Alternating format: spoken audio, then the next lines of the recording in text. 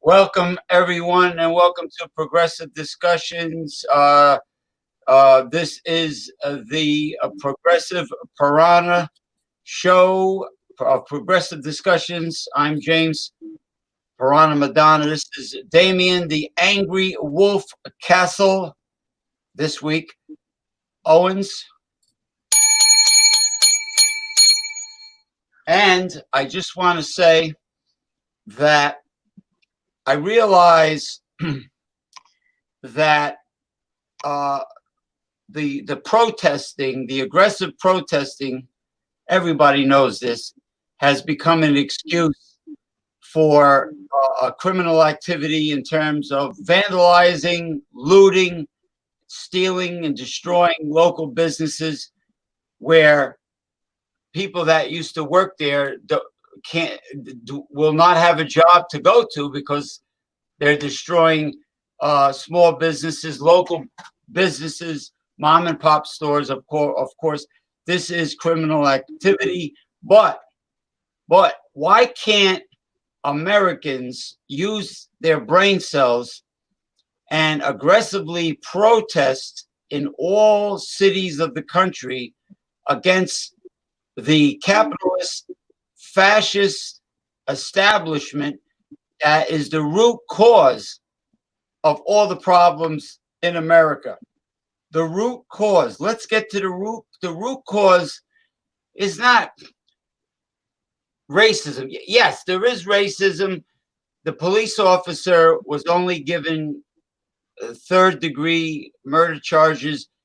He knew what he was doing when he put his knee on top of the man's neck. It was premeditated.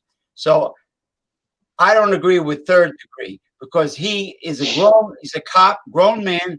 He knew what he was doing. When the guy says, I can't breathe, and he didn't take his knee off the man's neck. So he deserves second to first degree, and the other cops are accomplices. Now, getting back to what I originally said, our so-called public servants that we elect every 4 years for decades have been lying to us left and right, disrespecting the people that voted for them, the people that they're supposed to serve, lie on top of lie on top of lie, much worse than the U.S. media lies. And we know the oligarch controls and owns the U.S. media. But the politicians, how many decades have to go by before Americans really see the light, get really angry enough by spending all their money on the racketeering cost of living, having very little money left over to enjoy life. Forget about the American dream, because you're tapped out. Americans are just tapped out. Well, now many Americans are unemployed. Okay, businesses are on the verge of going bankrupt because they're not allowed to open up, not even partial capacity. Okay, well, why can't Americans protest aggressively towards the oligarchy? If you want to call it a plutocracy, there's somebody way at the top. We know that. Oligarchy, New World Order, whatever you want to call it, that's controlling the media, paying off the politicians, the 1% that sends lobbyists to Washington to meet with the corrupt establishment, Democrats and Republicans, that arrange the payoffs, and they literally are they're obvious about it. They don't beat around the bush. They don't hide their corruption. They're now arrogant enough to be in your face as an American citizen, an American voter and taxpayer. They're in your face telling you that yeah, the system's rigged. Like Deborah Wasserman Schultz or Deborah Wasser Cunt Schitz said, yeah, the DNC rigged the primaries. We rigged it in 2016. So what? That's what she said. So what? So now Republicans and Democrats are in your face about it. They're obvious about it. I can understand what's been going on with the cops murdering blacks in recent history, from Rodney King.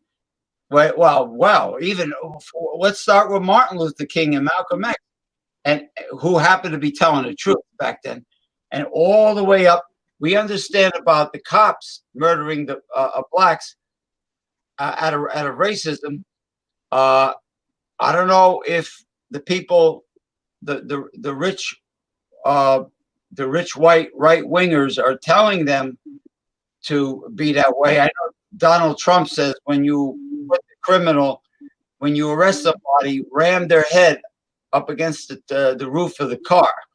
I remember when he said that while he was campaigning. Don't be courteous and have him bow down. Ram his head into the roof of the car. Now, he started this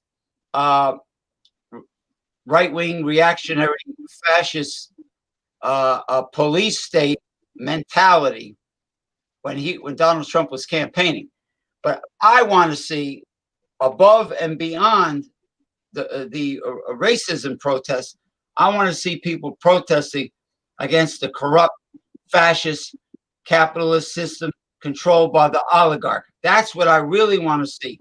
No more pussyfooting around. No more, being gentle like a bunch of hipsters, flower children. No. Let's get to the root of the problem, people. And it's the system. The system is corrupt. The system is totally broken. The system is shot. Forget about the two parties. Forget about the Democrats being the party of FDR and JFK. Forget it. Now you have evil. Now you have evil with the agenda and motivation of greed. It's profit before people and the planet. And I want to see people revolt and protest aggressively against the system that has failed them since day one. The evil, wicked, greedy capitalist system run by the oligarchy. Damien, take over. All right. So, man, just man, oh man, where to begin? Right now, the United States is definitely in disarray. And I think right now we're going through a bit of a consciousness awakening and becoming a bit more aware of what's going on, not only with ourselves here domestically, but also what's been going on internationally as well. And here's what I mean by that. Now we're getting the much needed wake up call that Americans have deserved for the longest amount of time. Now they're getting a taste as to what the countries that are subjugated to the U.S. empire face and have to deal with on a daily basis. Now, do you see why so many countries throughout the world hate America? Because the way that the police and the military are acting right now, not only against the looters and the rioters, but peaceful protesters, and there's video evidence to show this, that the police and the National Guard are going to start harassing peaceful protesters, and they're already doing it right now to a certain extent. So the police killing innocent African Americans and also killing unarmed Americans, not just African Americans, but Americans of all races.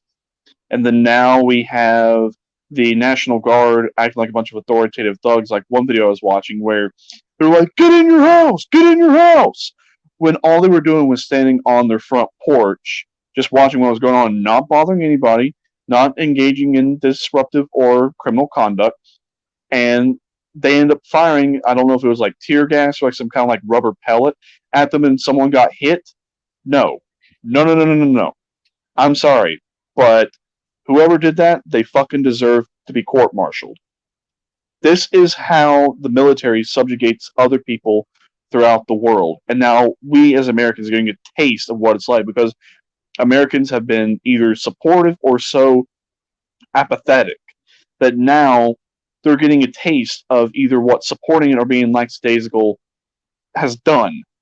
So we also are now starting to see that capitalism, it's failing, it's dying, it's decaying. To quote Lenin, and I've quoted it multiple times, fascism is capitalism in decay. We are definitely seeing the rise of fascism here in America, particularly with the police state. And now where we have so much skyrocketing debt, unemployment, now hitting 20%, or it could potentially be over 20%. The numbers are not exactly sure. Most conservative of estimates estimate that 38.6 million jobs are gone that are never going to be coming back. And all this has been fueled by all the bullshit that happened with COVID-19. I know now it's old news and people moved on about it, but still, that was the precursor and the pretext that got all this shit started. It created so much fear and anxiety that now that a police officer kills an innocent African American, a lot of Americans who have a lot of fear and anxiety and a lot of cooped up, pent up anger, it's erupting and it's exploding. So now that's why they're doing things like looting and rioting and smashing buildings and destroying vehicles, destroying property. That's a lot of displaced anger. Yes, Americans have the right to be pissed off, but this anger is so displaced. It's not even funny. It's not the mom and pop shop's fault. I mean, it's not local business owners' fault as to why George Floyd was killed. Leave them alone. They're not part of the problem here. The problem is the police thinking that they're like paramilitary thugs, that they can do whatever it is they want, and no one's held accountable. No one is being prosecuted accordingly. And then the same thing with politicians. No one's holding politicians accountable for their actions. Americans are just so tired. They are so fed up with bullshit happening day in and day out. You flip on the news, it's either this or it's that, and just Americans are tired. And I think now they're starting to see that the police, the way they're turning on peaceful protesters now, the way the National Guard is acting, I think they're seeing that the police and the military are not there to serve them. They're only here to serve the American empire and to brutalize and oppress. So, on the flip side, yes, there are police officers who are standing up and siding with the protesters and are walking alongside of them and are protecting protesters from other police officers who want to instigate violence against them. So there's a lot of different perspectives to look at it. Now, here's my stance on abundantly clear, so there's no mistaking it. Right now, we are witnessing history. We are seeing who really stands for what?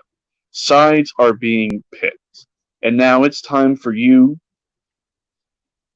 anybody out there who's watching here in America or throughout the world, it's time to find out who you are and where you stand and where your morals and your ethics truly lie. Because if you don't, I honestly feel so sorry for you. For those who are going to stand on the side of humanity, who are going to stand up against oppression and against tyranny, I support. Those who perpetuate this continuation of oppression, that continue to perpetuate the failing of capitalism, trying to cram capitalism down our throats even more, and trying to perpetuate fascism, to bring in the police state, to bring in the New World Order. Honestly, fuck you. And when the time comes, karma will come back and bite you in the ass so fucking hard, you're going to wish you hadn't done it. So, those, again, you're for freedom, you're for liberty, you're for humanity, I support you. If you're not, fuck off and fall in a hole for all I care. Yeah, it's not just the presidential administrations, the congressmen, the senators that have failed us and lied to us and misled us, but even governors of states. It has to do with the establishment politics of the two parties that are controlled by the oligarch puppet masters and have sold out to them, both parties, Democrats and Republicans. And I refuse to support establishment Democrats. I think Americans are getting sick and tired of settling for the lesser of two evils.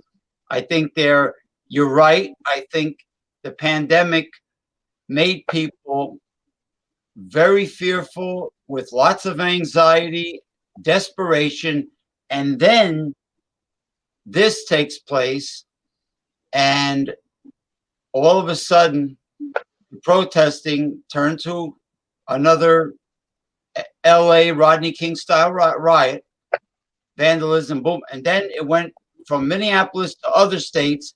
They stormed CNN headquarters in Atlanta, Georgia. Okay. For some, as an attack, I assume on the American media, because people know that the media has been flip-flopping and withholding the real truth. And during the pandemic, the government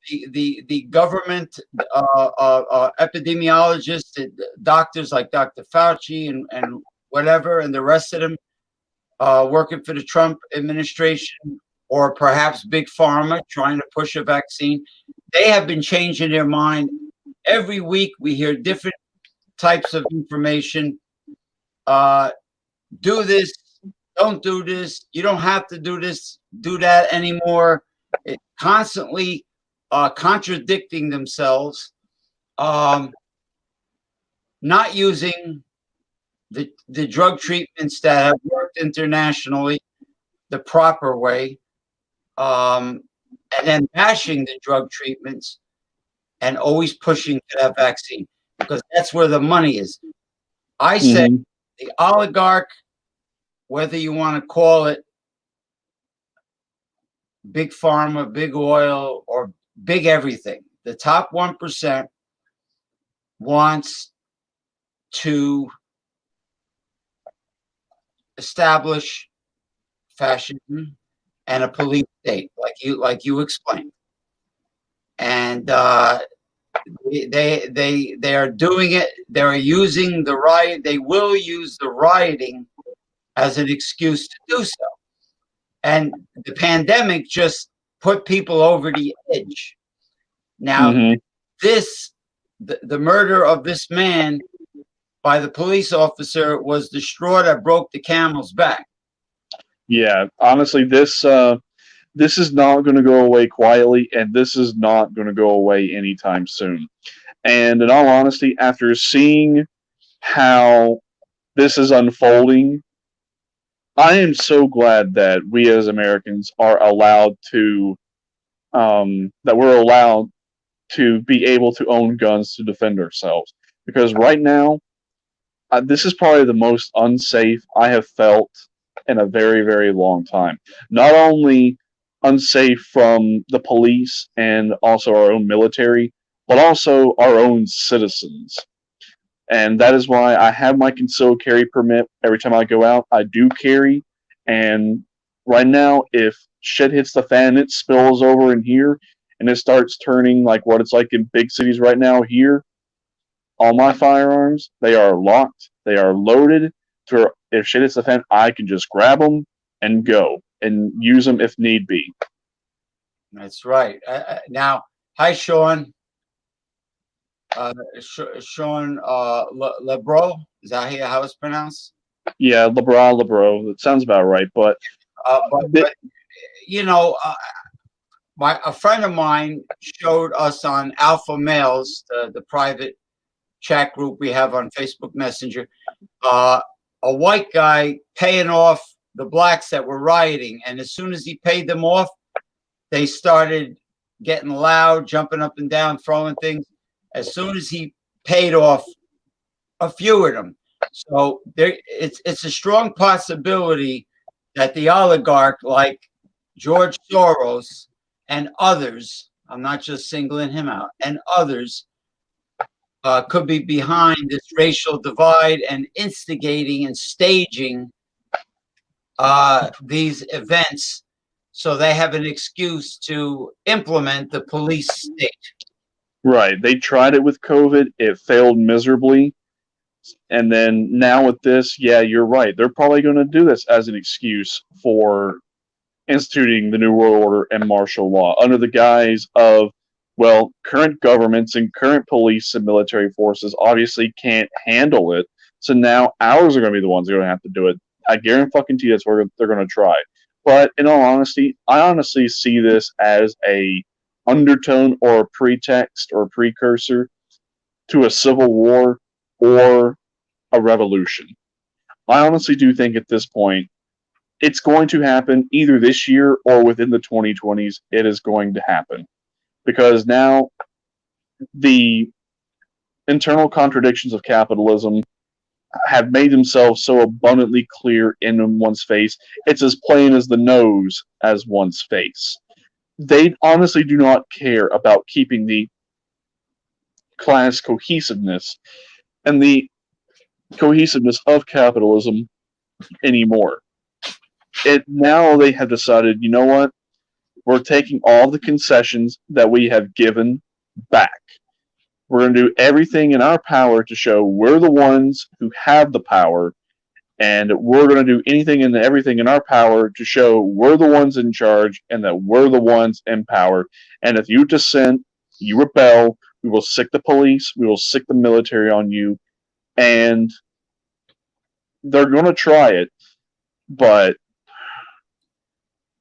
I honestly think that if they keep pushing it, I'd say within a week's time. You think it's bad now? Oh no, it's going to get worse because I've been keeping up to date where the police have been harassing peaceful protesters, pushing them, shoving them, trying to instigate it. Like, they're trying to fan the flames that are already there. Well, you know what they say, you mess with fire or you play with fire, you're going to get burned. And they keep pushing, they're going to see just exactly what happens when you piss Americans off, and they are not afraid to take to the streets and do whatever it is that is necessary to not only defend themselves, but their fellow countrymen and women, and also their own country, even though it was stolen by the Native Americans and complete ethnic genocide of over 100 million Native Americans, but still, that's just the context of which Americans are going to be looking at this from. So, I honestly do not think that it's going away quietly anytime soon, but we'll see. How do AntiFur? They're trying to say this is the work of AntiFur, but they have no definitive proof. Now, if they're going to do this as like an indefinite detainment of protesters that they arrest, trying to do like indefinite detention because of terrorism, yeah. I honestly do not know how, in their right minds, they can justify something like that.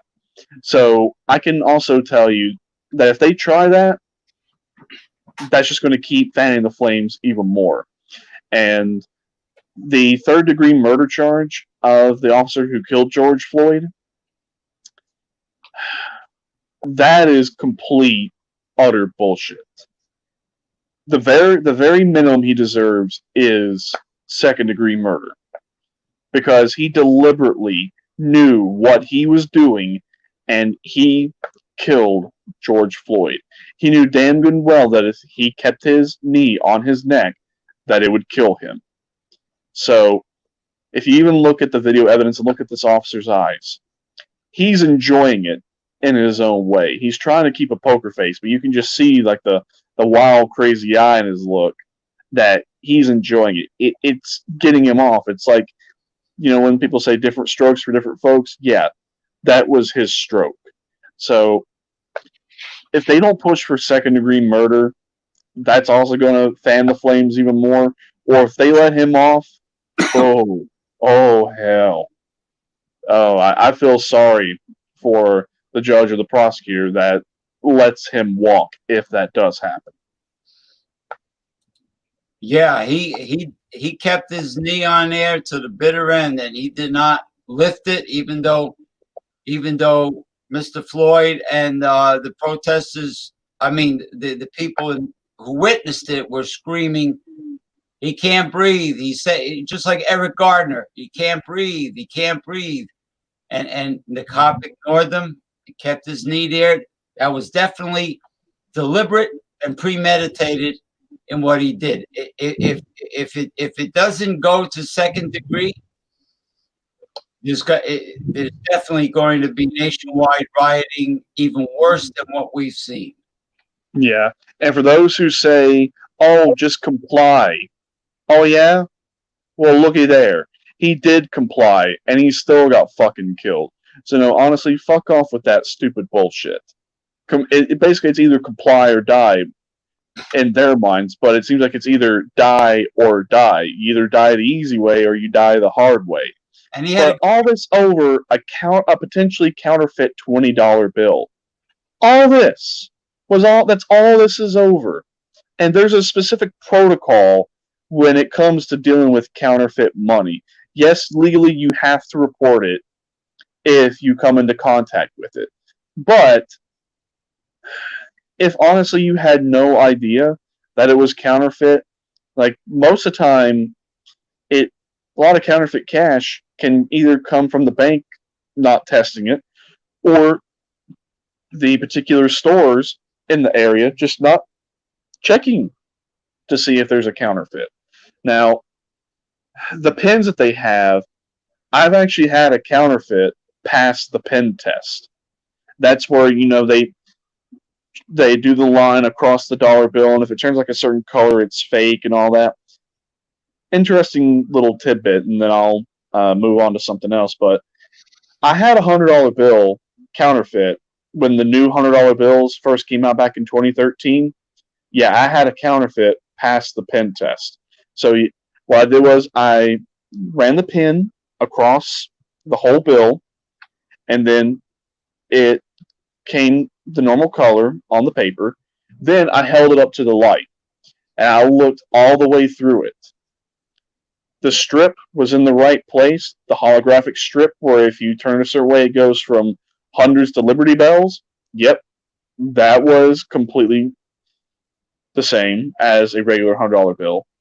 There was only one little difference that I was able to spot it with. You know how if you turn it a certain way, the ink changes color? Like if it's at a certain angle, it's like green. If you turn it to another angle, it's gold. Yeah. Well, it's supposed to do a very smooth transition between the colors. It didn't. It didn't have a very smooth transition. It was a very rough transition. And that was how I was able to catch it. So, yeah, it's easy to spot some counterfeit bills, but others, they're very hard to detect. Like, that was probably the absolute best counterfeit bill I have ever seen in my entire life. Now, this cop has a reputation, has a problem with his conduct, right, in the past. And Amy Klobuchar was made aware of this. Isn't this the governor's responsibility? I mean, Amy Klobuchar, was she always a senator, or was she a mayor, or I'll have to do some research on that, but I'm not exactly sure what Klobuchar would have to do with this. But yes, this would be part of the governor's responsibility. I know here in my neck of the woods, down here in Tennessee, there were some violent riots that happened in Nashville. There were some reports of one of the courthouses was set on fire down there. Now, I don't know if that's true or not, but oh man, this is really getting out of control, and this is really getting out of hand. And I will also say this: having an increased police presence and deploying the National Guard, the same thing they threatened to do with COVID-19 dissenters. Yeah, that already pissed them off beforehand. Now they're actually doing it. Whew! Oh, they are just adding more fuel to this fire, and this fire is getting bigger and bigger and bigger and hotter and hotter and hotter.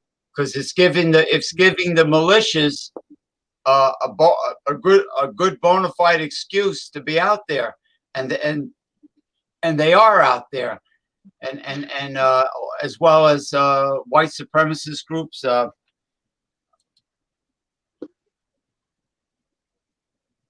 Yeah, I've seen some of them, but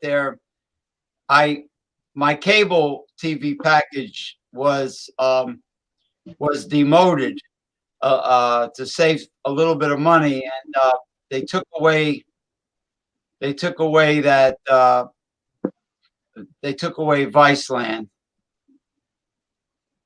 Yeah, because I used to watch Sunny in Philadelphia on there, and I used to watch Dark Side of the Ring. Yeah, I saw a couple of them that you didn't have to pay for on YouTube, but and then of course when I had Viceland, I saw when they first started. It's a pretty good show. Yeah, pretty good show. Oh yeah. I missed a lot of them, but anyway, it wouldn't surprise me if these events are not part of the scam of being staged, and I wouldn't be surprised, but we'll have to see. But I honestly do think a lot of it is just extremely displaced anger as to why they're doing what they're doing. But some of the things that they're rioting and looting, when some of them are ransacking like Walmart or Target or whatever store they're in, seems like they seem to be ransacking the essentials. Yeah, they're taking like TVs and stuff they really don't need, but some of them, they're taking food. They're taking the essentials, because now with us having a meat shortage throughout the United States, it's created so much uncertainty that people are going to start ransacking places for food and the essentials all over again, just like when they did the panic buying with COVID. It's like now they finally get everything somewhat back on track, and it's just shit, here we fucking go again. Yeah, I mean, when I saw the video in Philadelphia, it's like almost every store was smashed, even like jewelry stores, retail clothing stores. Windows was smashed. It was looted. And this is Philadelphia, not Minneapolis. So, unfortunately, this is going to have a domino effect if justice is not served in regards to this cop. Third degree is not going to cut it with the mainstream population. if he gets third degree and or they make up an excuse that, oh, we can't have a criminal case against the cops, it's got to be civil, then forget it. All the cities are going to go boom. The rioting's going to get worse. The militias are going to come out. And then if the National Guard comes out. Yeah. There's already been exchanges of gunfire between protesters and police in certain areas. So if protesters aren't afraid to burn down a police station, they're not afraid to destroy cars and damage property, then I honestly don't see how the police or the National Guard are really going to make things any better. There's also been some videos where the police have tried to arrest protesters and they get gangbanged basically by other protesters, where like 5 or 6 swarm the arresting officer and free other protesters. So at this point, good luck honestly trying to restore order and trying to arrest people, because it's not going to happen. The police are getting overwhelmed. The National Guard will probably get overwhelmed. And hell, I think it was in Minneapolis they tried to deploy the National Guard. They said no, and they just left. So I think even some people in the military and even some members of the police are saying, you know what? Fuck this. This is not worth my ass getting shot over, especially since, they're trying to perpetuate this system even further. Some of them are just saying, I'm going home and I'm protecting myself and my family. Fuck this. Yeah, it's gonna get totally out of hand. Now, what Sean LeBron said, Dino Bravo was from Montreal, right? He obviously had a Montreal, Quebec accent. Yeah, he was murdered. I think it was drug related. I mean, I read the story when it happened. I did not see the episode because I'm not going to pay YouTube to see these episodes, just like they took Jesse Ventura's conspiracy theory off of YouTube, and you have to go to another website and jump through hoops to try to find them, because I was trying to find the one about the FEMA camps and all the plastic caskets that disappeared overnight, and the barbed wire around the FEMA camp, and then the woman saying that the politician told her it is almost time for the culling of the herd. The mainstream population is using too much of our resources. This is what she told the doctor, and the doctor, who was taking care of people in Washington, had to escape to go live in Costa Rica in fear of her life because of what she heard about the culling of the herd.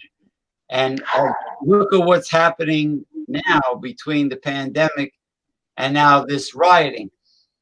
Copper divining rods. Will the rioting escalate, like I said before, like a stack of dominoes?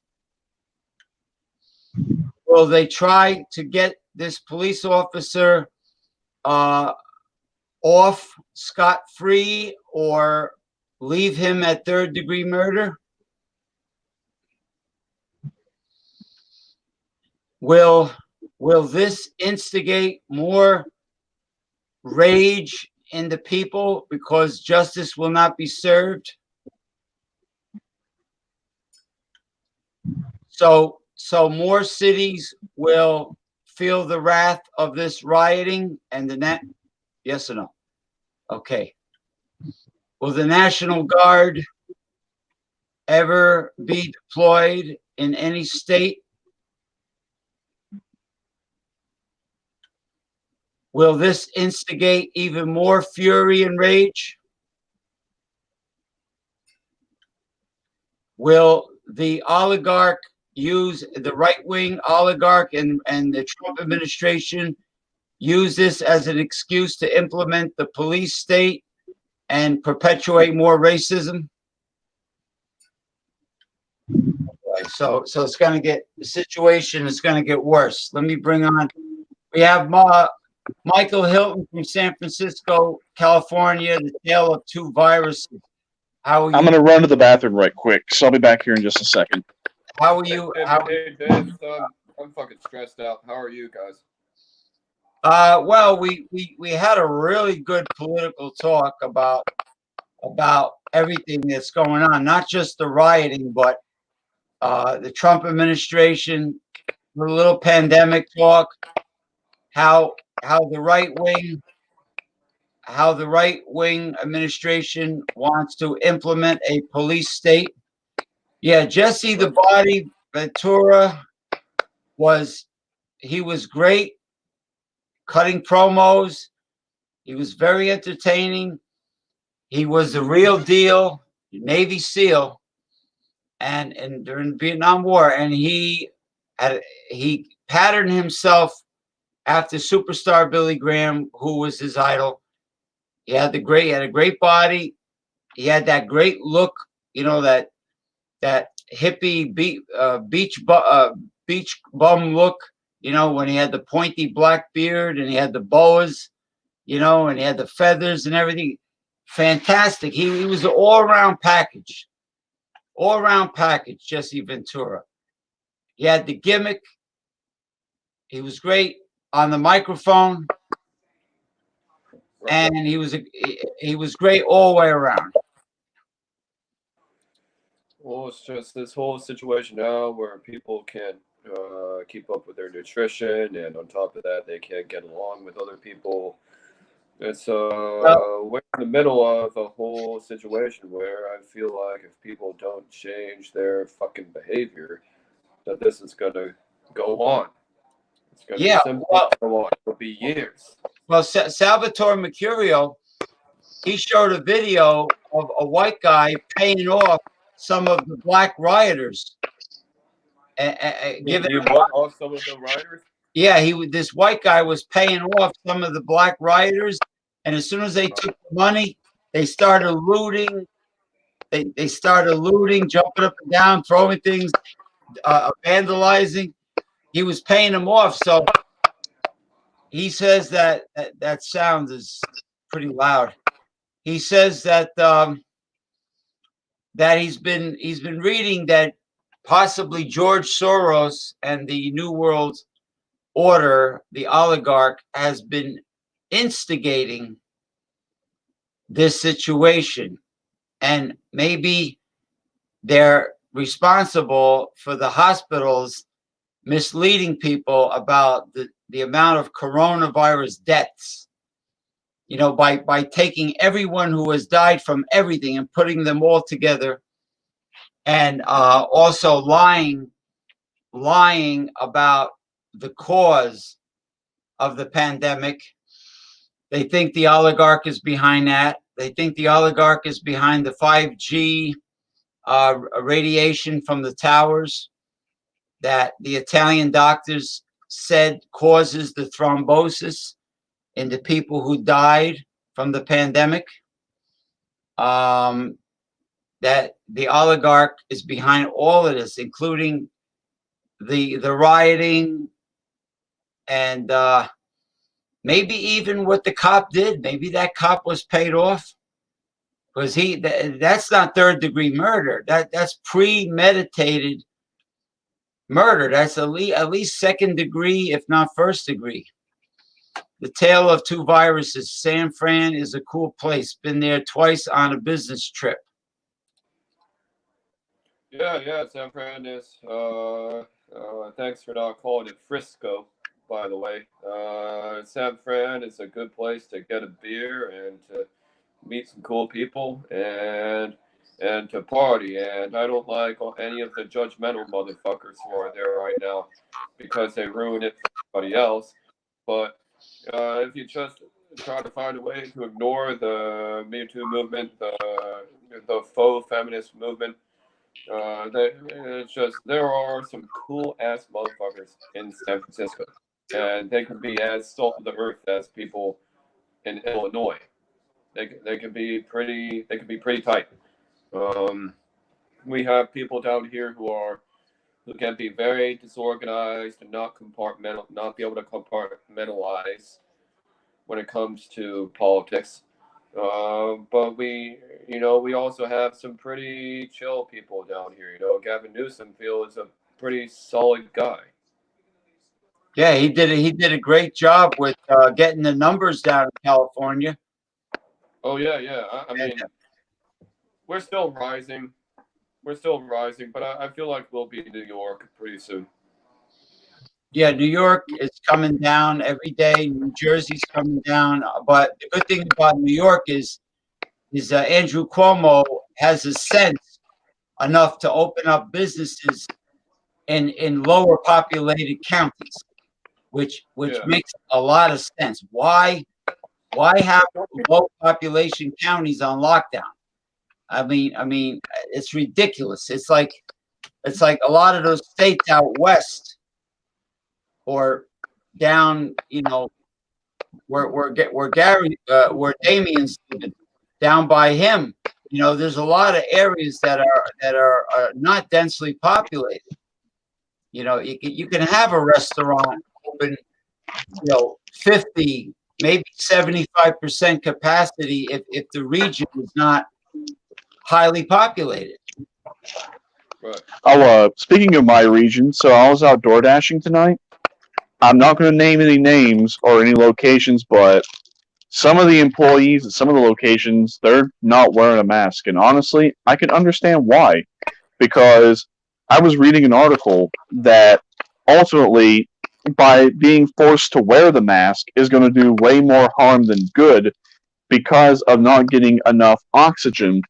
And eventually, people who are being forced to wear masks, 3, 4, 5 days a week, 8+ hours a day, they're going to get pleurisy. That's what Dr. Eric Berg says. Excessive mask wearing will oxygen deprive your lungs, your body. So I can understand why people are saying, you know what, I'm not wearing the mask. Am I going to go tattletale saying, oh, this person wasn't wearing a mask? No, I'm not. Because I hate wearing the mask. I mean, if you want to wear the mask, it's fine. It should be voluntary. But if you don't want to wear one, I'm not going to force it down your throat that you have to wear one. Yeah. Well, Sean, later on, what's his name? Michael and whoever else wants to come on, cracks open the beers. We didn't even do the mysticism yet. Yeah, this is not that kind of show. This is more of a serious show. But towards the end, we loosen up. But yeah, excessive mask wearing does deprive the body and the blood. Well, you deprive the lungs. You deprive your bloodstream of oxygen. Excessive. Now, the doctors were saying the mask is only when you cannot social distance and you're in a crowded area. Then when you're not that close to strangers and you're in your car or you're jogging at the park or riding your mountain bike at the park. Hold on for a second. This guy's like a bowl of Rice Krispies.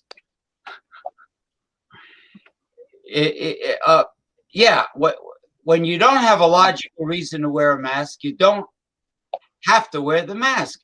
When you have a reason, you put the mask on. Then you take it off as you see fit. Otherwise, you're right. Medically, you will be deprived of oxygen. I mean, hell, I've not really worn a mask since day one. And in all honesty, I'm fucking fine. I'm probably better than I've been in a long, long, long time. So, I mean, yeah, granted, I've been respecting other people's personal space. That's basically what people here in, my neck of the woods. The social distancing is not being enforced. It's never really been enforced ever since day one, but people are at least respecting other people's spaces and they're not packing in like sardines in a can. Right. Well, it's not if you go to a popular hotspot, like a sport. If you go to a sports bar, or I'm sure before the pandemic, the Olive Garden on a weekend was cranking by you, right? It was like really Oh big. yeah, businesses they are cranking, cranking, cranking. Because when I went to one restaurant downtown, there were like 3 or 4 other Door Dashers there with me, all picking up orders from the same place. So yeah, Door Dashing in the restaurants here, they are booming. Oh yeah, They are cranking. the delivery people are really, they're not hurting for money. I mean, they're like DoorDash and Grubhub, and well, Grubhub owns Seamless. That's another company, and Grubhub owns what? Postmates, huh? What is Grubhub own? Grubhub. What is Grubhub own? Seamless. Seamless. It's Okay. another company, but Grubhub owns them. But let's take DoorDash for instance. You know, because Uber Eats charges too much overall. Let's take DoorDash. Those guys are. This guy I know, he's always on a DoorDash run. I mean, he's and then I told him about Postmates. You know, somebody wants liquor, if somebody wants something from a department store, it's sitting there, it's waiting for you. You know, a customer service counter. You don't have to wait online. You go in, pick it up, boom, deliver it. Mm-hmm. It's already prepaid for. Yeah, and also with DoorDash, if they're not wanting to give their card information out, what they can do is they can send their information to what's called a DoorDash Red Card, and it's a MasterCard where if I got to go in and pay for someone's order, all the information is on the red card from MasterCard for DoorDash. But tonight I made a pretty good amount of money, and even though they cheated me out of 2 orders, and probably here later on whenever I hop off of here, I'm gonna see what they could do to resolve it. Because the first one, I was en route to this location, and there was no way in hell that there was that much time disparity. By the time I got there, they said the order had already been picked up like 10 to 15 minutes prior by another DoorDash. And I'm like, I just got the text. I was en route, already coming over this way. I said, I got the text 5 minutes ago. How does that happen? That could have been a $13 tip for me. I'm just like, what the fuck? So I left, and I was coming back into the other side of Kingsport, and my phone fucked up, and it would not let me take this particular Dash order, and it cheated me out another $8 tip. And I was like, what the actual fuck? Yeah, you plug it in. You got to plug so, the vehicle. Yeah, so I'm just like, man, those should have honestly been for me, because I'm the one who received the alert, and I accepted to go get them and deliver them. A very impatient customer. Yeah, but no, but he just got the order. He had just recently got the text, and he was en route, and then all of a sudden another. Yeah, you know what? If a person, what does he think he is? The Flash? You know, I mean, or it's like Star Trek. They're going to beam him there with the food. I mean, you know, you gotta the person has to pick up the order. First, the food has to get prepared. Then the DoorDash driver picks up the order at whatever restaurant it is, and then it depends on the distance of the commute from the food establishment to the residence. It depends where they live. Yeah, I think the longest location from where I had to deliver from the restaurant to where I was going was like 20 miles. Oh. But I got a hell of a good tip out of it, I will say that. But I try to stay here in Kingsport.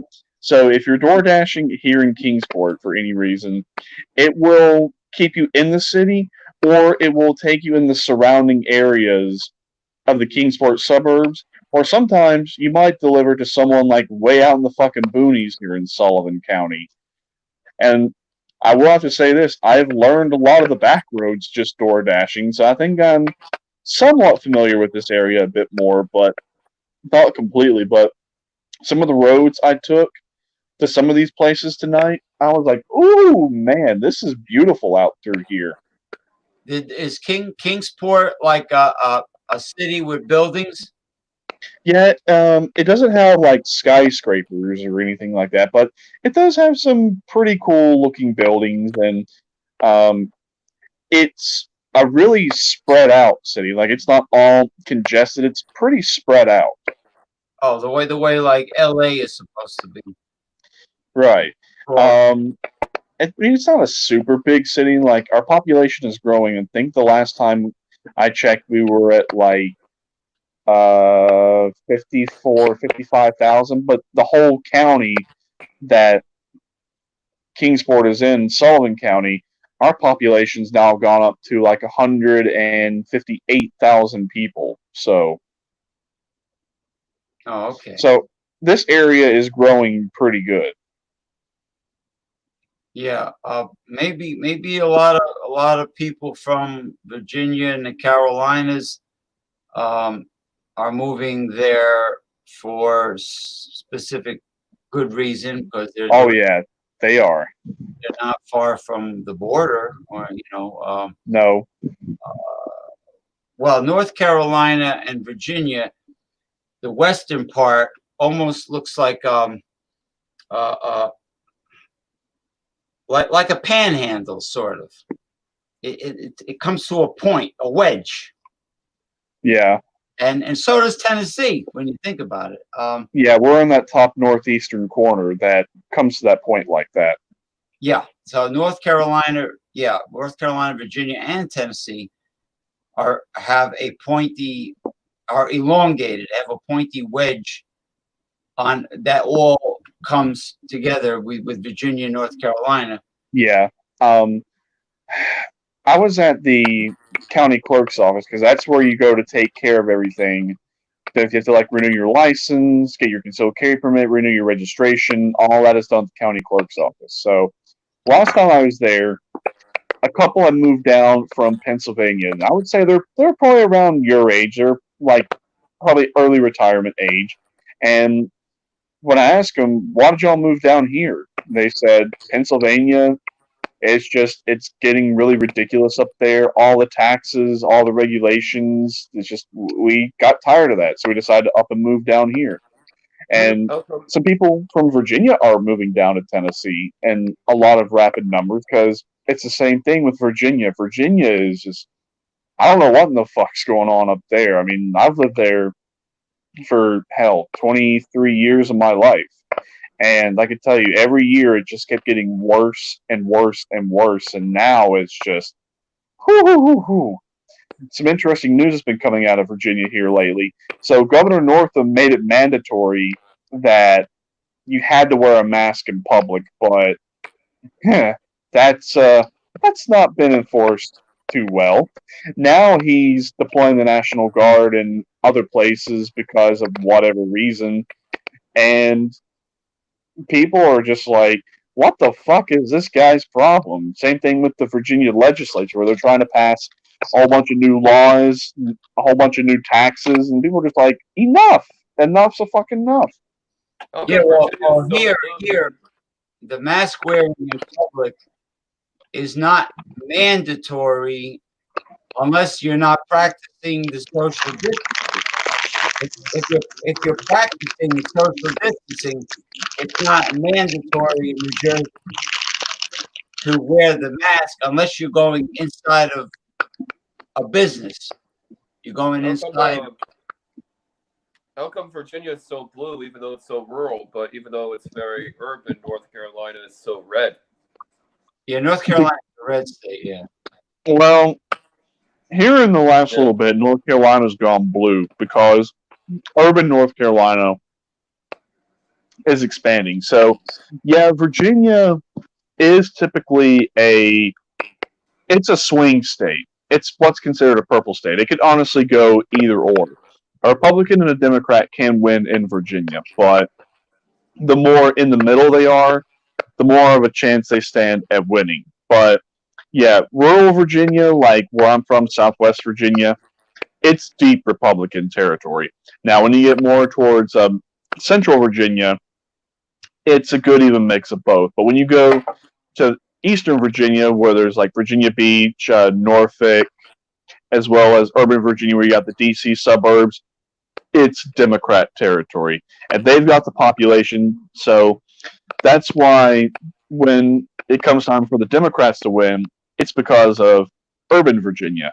Now, if it turns more Republican, then it's because there was a much heavier turnout to vote Republican in rural as well as central Virginia. Now, Republicans can win in northern and eastern Virginia, but they got to be moderate Republicans, like someone like Mitt Romney or someone like Rick Santorum, in the middle Republicans.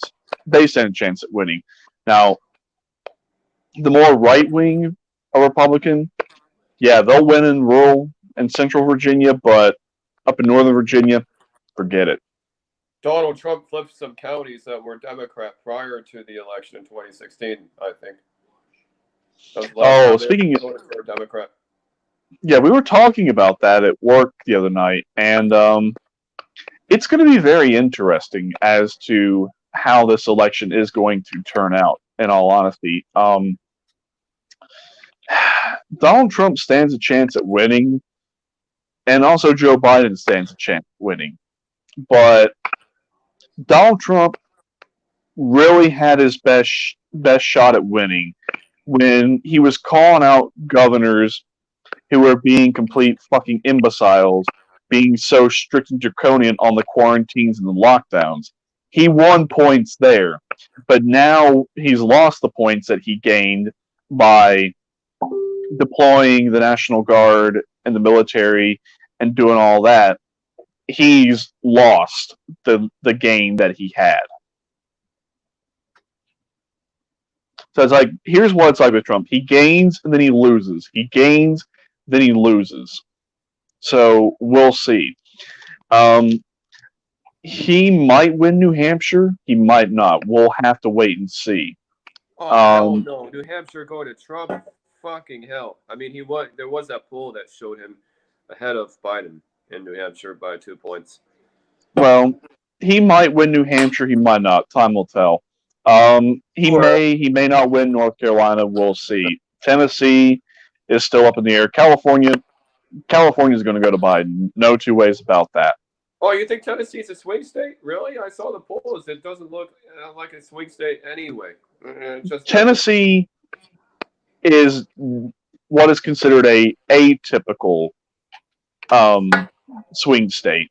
Now, a Democrat can win in Tennessee, but the more to the left they are, the less probabilities they have of winning, unless they're not a Democrat that's like a social justice warrior or someone who's into identity politics, or what they would consider, the radical Democrats. They're not going to win. But I know Tennesseans tend to lean more moderate Republican, but leftism is slowly starting to come out here in Tennessee, slowly but surely. But I don't understand your voters, man, because they keep saying we want somebody like Bernie Sanders, but then if they nominate somebody like Bernie Sanders, they may say, "Oh, he's too far right. He's too far left." The right hand doesn't know what the left hand's doing. Sorry. But what? You're right. They want that kind of nominee, but then they reject him. Right, but I lost my train of thought there. I'll get back in a sec. You'll get it back in a sec. One big way a Democrat can win in Tennessee is if they are a pro-gun Democrat. If they are a pro-gun Democrat, they won a lot of brownie points with people here in Tennessee. I'm a pro-gun Democrat. All right, well, you'd get some brownie points, and people would look at you. The Democrats that do win, like I said, they're pro-gun, more to the middle, and if they're not radical Democrats, they do stand a chance at winning. Now, Governor Lee ran on like all these different platforms, and The only reason why he won was because the Democratic nominee that was running for governor, Phil Bredesen, he was a fucking nut job, and he was a Democrat. I thought he was going to win in November. That's what a lot of people thought too, but it doesn't honestly look like that's going to be the doesn't honestly look like that's going to be the case. Now, we'll see what happens come the next governor election, but I can tell you right now, Governor Lee, he's got a big uphill battle winning in Tennessee after what he did by instructing T-Dot to illegally spy and collect data on Tennesseans. That didn't go over well. So we'll see. There's a lot of things up in the air, but I don't foresee it getting better anytime soon. I thought Republicans were against spying on people. Now all of a sudden they are rolling out their own surveillance laws. That seems to be the case. Oh well, the Patriot Act. We are against spying on. We're against the NSA, but we can do the Patriot Act. So, shit, man. Patriot Act has some good valid things, but I don't know, guys. We're living in this country where everybody has to walk on eggshells now.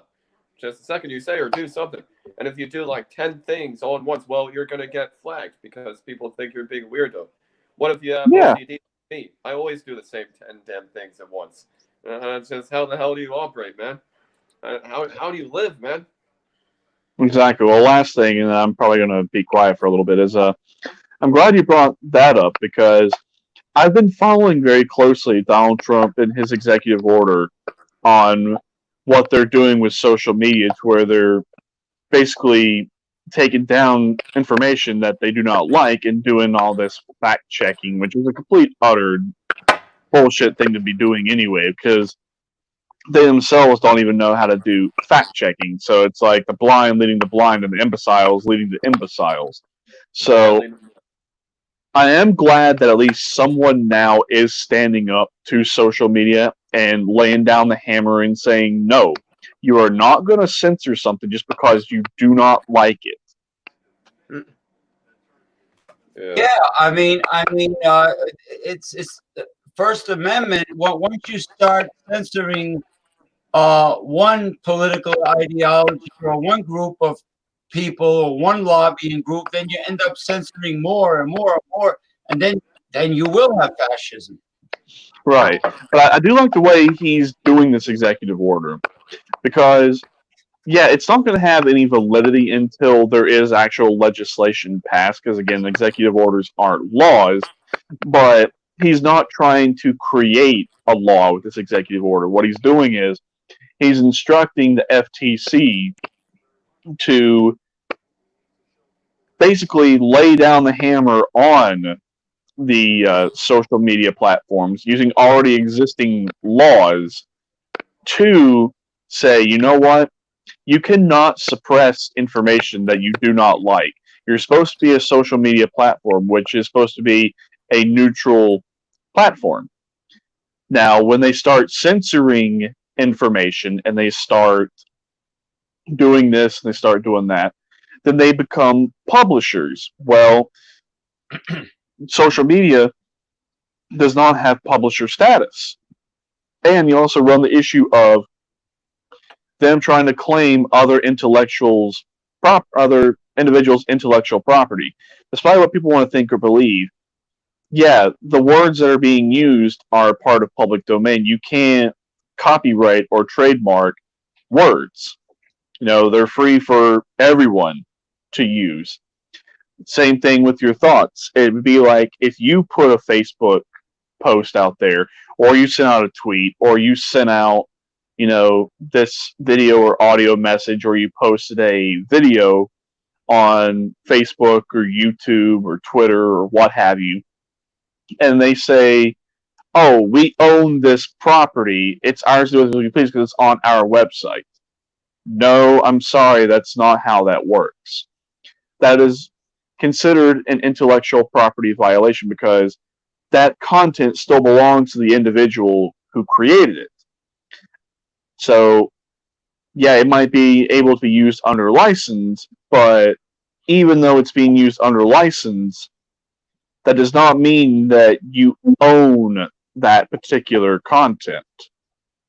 So that's what they're trying to do with the executive order now. Another thing he's doing, that since he's not creating a law, he just makes sure that there's enforcement of already existing laws, which that is still constitutionally able to be done. Now, where he's going to run into a little bit of problem is, instructing the Attorney General to go ahead and introduce legislation. Now, I'm not sure exactly how that is going to constitutionally work out. Now, granted, yeah, the Attorney General can work with Congress to draft legislation, but the Attorney General himself or herself cannot introduce the legislation. That actually has to be done through whatever committee and whatever House, whether it's the House of Reps or the Senate.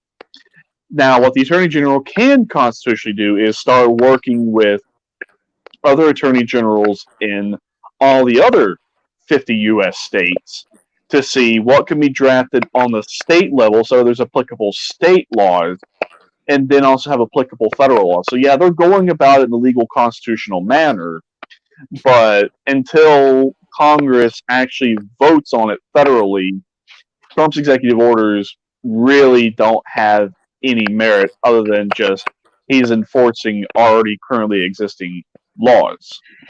Now, when the states pass their own legislative pieces, social media platforms will still have to adhere to specific state laws as long as it interfere with the federal legislation. Because if it is not being interfered with on the federal level, or there's nothing on the federal level, then it's all on the states. Well, if there is something on the federal level, all states have to be in compliance. That's just the way it's set up constitutionally for how it to work. So, in a nutshell, I'm glad it's being done, but this is going to take a little bit of time, but ultimately something good will come out of it. So I'm glad for once he's actually doing something that actually is going to benefit America, but one good deed out of so many bad deeds is not enough to redeem him for all the evil, deplorable shit that he's done, and it's not going to undo his massive incompetency. But he is going to at least get a thumbs up and, an E for effort, and give credit where credit's due from me. That's really about as far as it's going to go. Yeah, well, yeah, and he also has the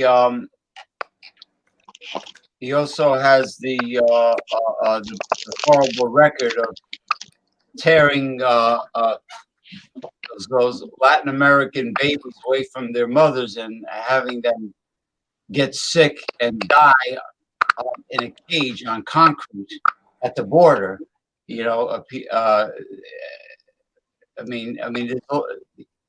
He's guilty of so much. I'm not saying Joe Biden is an angel. Joe Biden is a centrist. He's a corporate centrist.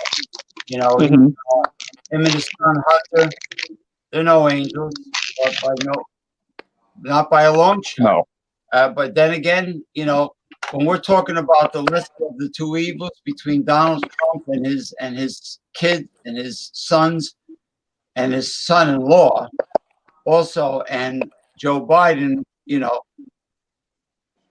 actually, Joe Biden is considerably the lesser of the two evils, even though he's no progressive. There were no progressives debating in the Democratic primaries. Even Bernie Sanders, he was a true progressive, but he has raisin balls. Like I said many times before, he's a capitulator. He gives up. He gives up the fight. He has this obsession with reforming and saving the Democrat Party and getting everyone to like him in Washington. He's surrounded by corporate Democrats, and he's got that hipster mentality where, the problem with some liberals is they're obsessed with getting everyone's approval. They don't really tell it like it is because they don't want to offend someone. So they walk on eggshells, like Michael Hilton was saying. They walk on eggshells, so that's why we got neoliberals, neoconservatives, and then we have the people that are independent progressives that are telling the real truth about everything. Donald Trump doesn't respect scientists and the experts of any kind. He has his own mind, his own opinion about everything. And right now, he single-handedly is destroying the United States. So let's hope that we have some kind of change. Is better than no change. But I'm very disappointed in. Well, Bernie Sanders doesn't. He's not the sole representative of the leftist movement. He's an old geezer who has raisin balls, and he's a fucking coward. And he's got great ideas. He's got a lot of energy for a man his age that has 2 stents in his heart. He's got a lot of energy. He seems healthy. Rallies. He's got really fantastic left-wing ideas, but he's a fucking coward because if he told it like it is about the Democrat Party and the DNC, he would be telling his supporters that he will be on the ballot in November as an independent or under, let's say, Our Revolution or the Green Party. Well, the Green Party already chose the candidate, and the guy sounds really good, and he sounds like a real progressive. But Sanders would separate himself right now, immediately, from the DNC and the Democrat Party, which is a puppet of the oligarch, and that's it. But yeah, Joe Biden is the lesser of the two evils. He's not the ideal pick, but he's a lot better than Trump. He will listen to the scientists. He will listen to the experts. He has more compassion, a lot more compassion for the poor and for minorities. And he is the lesser of the two evils. He's still establishment. He's still Trump part of Trump, this motherfucker didn't even sign an executive order about social distancing. He didn't even do that. I feel like Joe Biden would have done that in a heartbeat. Well, like I said, executive orders aren't laws, so unless it's voted on by Congress and it's actually written into law, it has no validity and it won't even really go anywhere. It has no. Yeah, that's true. That's true. I mean, what the doctors are now, the doctors are coming clean about the mask and social distancing. It's a lot of it is either or. If you're social distancing, you don't need the mask. If you can't social distance, you need the mask. But sanitation is always mandatory. Sanitize. Now, I was on Amazon Prime to order some Lysol or whatever I can find. And you know that they only let me buy 1 bottle of the Lysol, and all the other companies were sold out. And guess what? They're price gouging on the gloves, the latex or the whatever disposable gloves. They're not all latex. Yeah, and they don't all have powder, but they're price gouging on every product that is in demand because of the pandemic. There's your capitalism for you. There is your capitalism. Perfect example. Exploit desperate people that are panicking, that are in need of certain items. Exploit them, and that's what they do. Yeah, how are you going to get this vaccine out to everybody? First of all, we don't have the rollout. We don't have the rollout for this vaccine, and I feel like the people who are the most vulnerable toward it, they're not going to have a way of getting this vaccine anytime soon. Well, there's several companies working on their own vaccine, but the fact of the matter is, it was proven about the hydroxychloroquine with the zinc. But you notice the doctors are not talking about it in the United States. Internationally, it's well known. In the U.S., they bash, they don't mention zinc. They bash hydroxychloroquine. They don't talk about vitamin A, vitamin D, which is the #1 supplement for the immune system. They don't talk about taking zinc. They don't talk about the nutritional bulk up. They don't talk about the right way to use hydroxychloroquine. They don't even say much about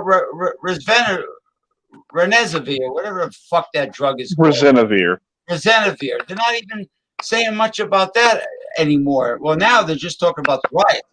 Well, the point is that they're fixated on the vaccine because that's where Big Pharma stands to make a killing. All right? No pun intended. No pun intended. Aha. Well, they say, thimerosal, like Dr. Jennifer Caudle says, thimerosal has a different type of mercury in it. It's ethanol. Ethyl mercury is safe. It's not metallic mercury. That's what she was trying to explain. All you people are worried about vaccine and mercury. Thimerosal has ethyl mercury. Ethyl, Fred Mertz, Desi Arnaz, whatever. The point is that people have gotten very sick from vaccines in the past, and but I'm not saying vaccines are bad because we had serious diseases in the past that were brought under control or cured by vaccines. Now the vaccines today, who knows what sinister hands are in the witch's cauldron? Who knows if the NWO and Bill Gates are like rubbing their hands together saying, now we can decrease the surplus population. Like Bob Cratchit, Ebenezer Scrooge's boss on the Christmas carols. Yeah, it's better to decrease the surplus population. So who knows? Who knows if they got a Mickey slipped in this new vaccine? We don't know that. So, but I do know one thing only. It is time for the official State of the Union tarot card reading. And you're right. So a maybe a bathroom and a beverage break for the master, the Merlin the magician, Merlin the wizard of the 21st century, Damon the angry wolf castle. It is time for him to rehydrate and detox, perhaps, and get his cards ready. Yep. So I'll be back here in just a second. Oh, and for those of you all, I don't know if I mentioned it in any of the other previous videos, but I had a self-realization or a discovery of myself that I honestly never would have thought in a very, very long time about myself. But apparently I am one of them, and I am an indigo child. Is that the same as the Star Child from? No, there's different ones. There's like the Rainbow Children, the Crystal Children, but no. In synopsis, a parapsychologist, I forget what her name, back in the 60s, noticed that particular children were being born with like indigo auras. Well, I have done an aura test on myself, and my aura is indigo.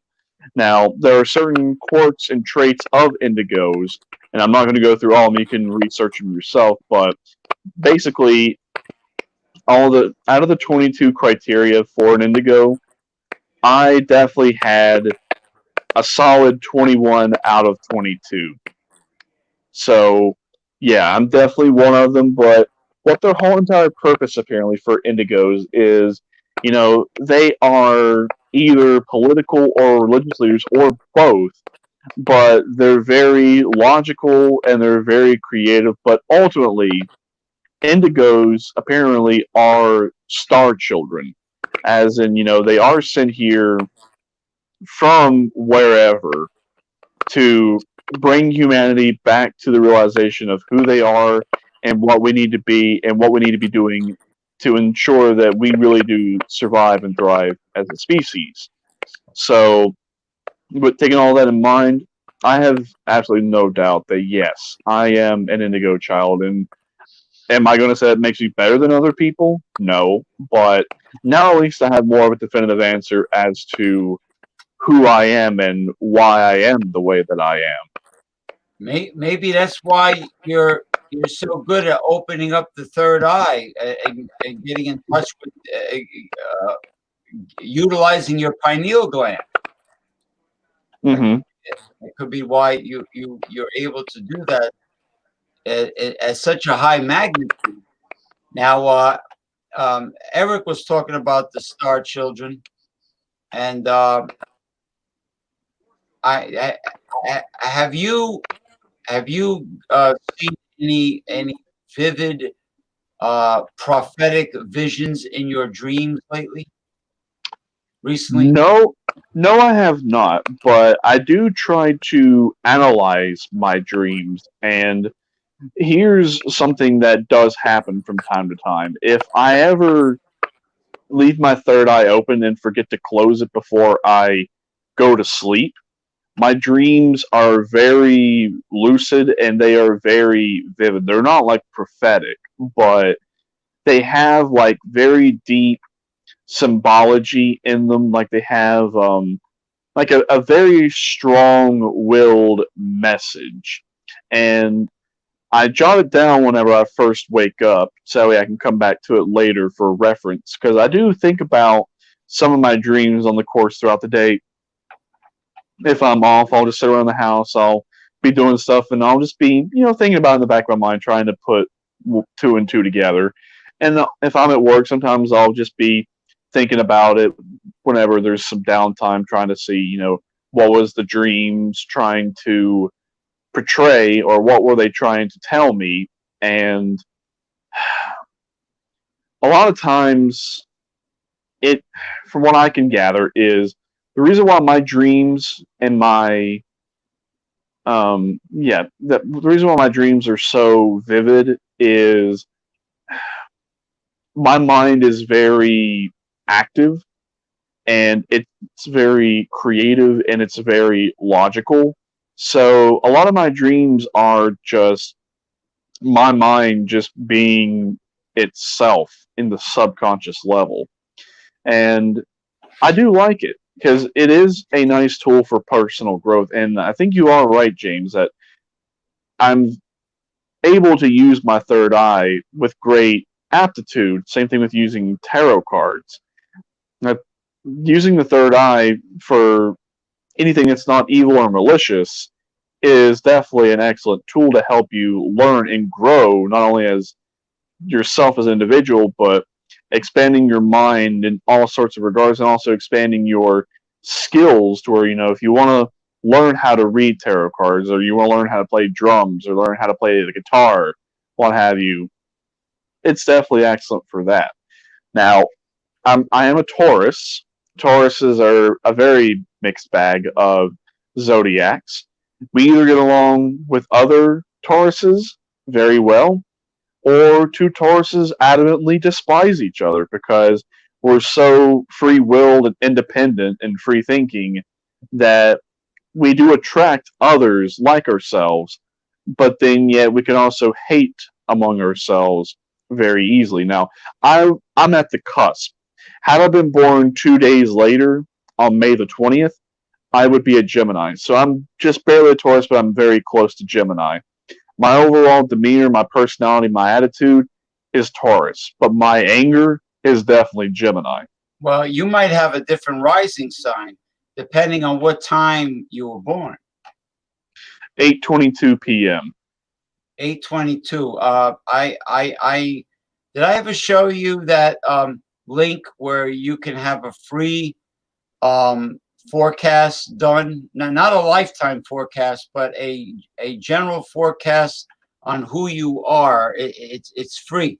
You just have to know, and you know it. You know the exact time you were born. You know the exact city or town you were born in, and the date, and that's all you have to do. And it'll give you your rising sign, and it'll give you every aspect of your life, and it won't cost you a penny. So I mean, I'll send you the link on Messenger.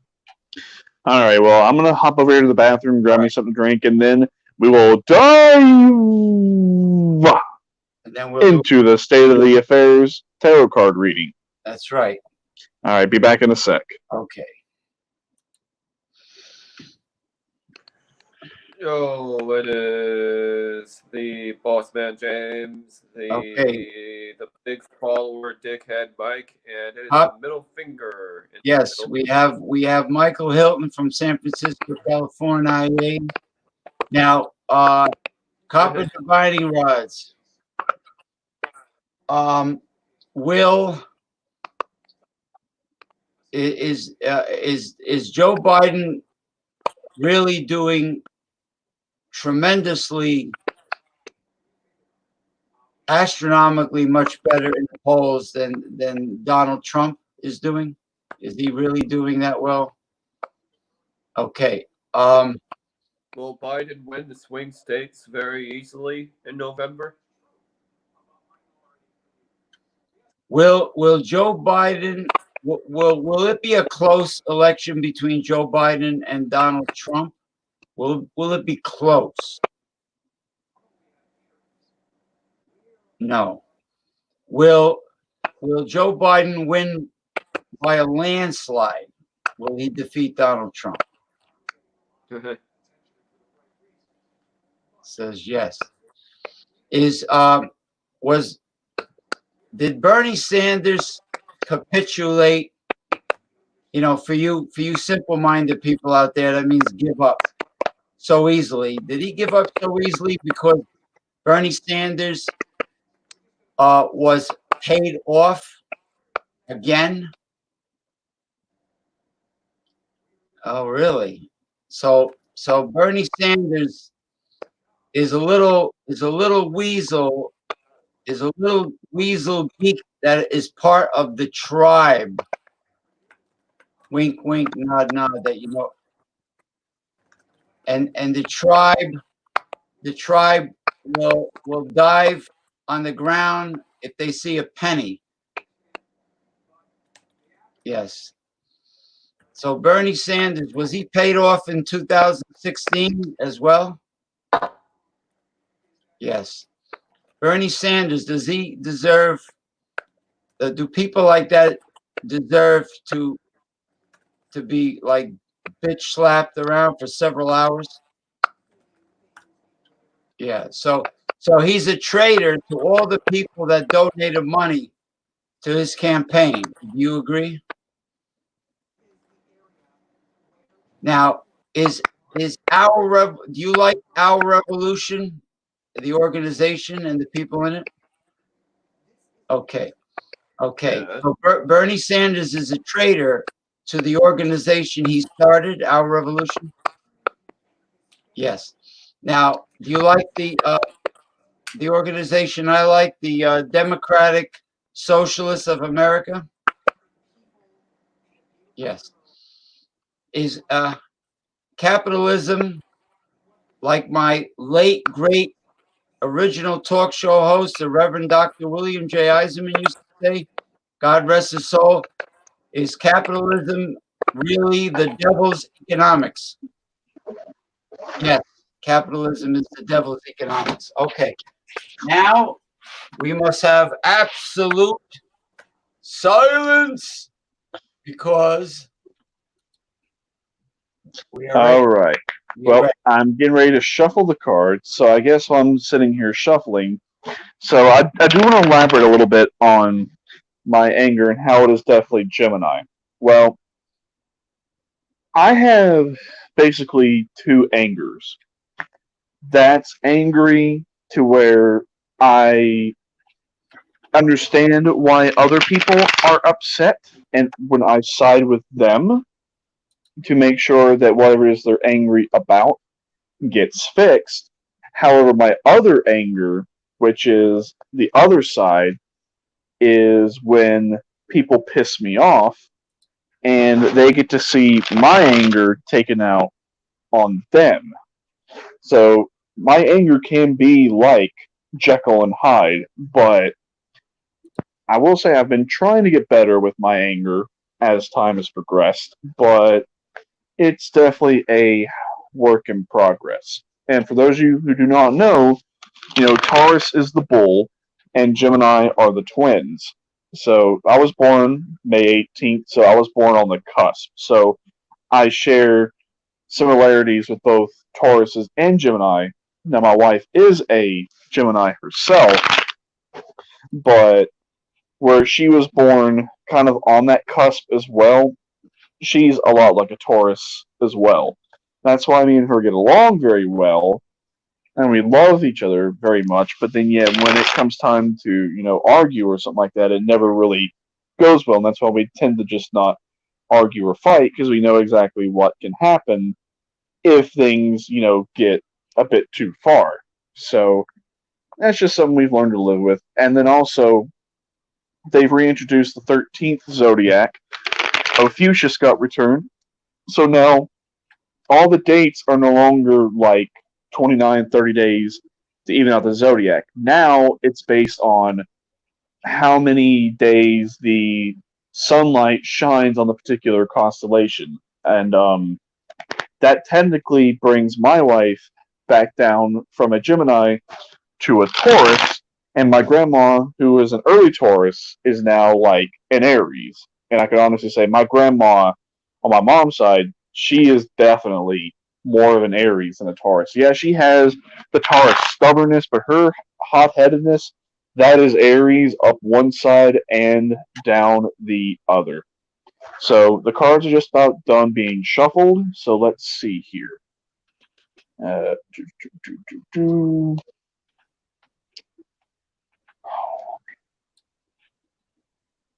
I honestly don't know what these cards are going to show. I'm kind of scared after seeing what they've shown the past couple times and what's come true. Oh, I'm kind of scared. All right, so let's see what we got.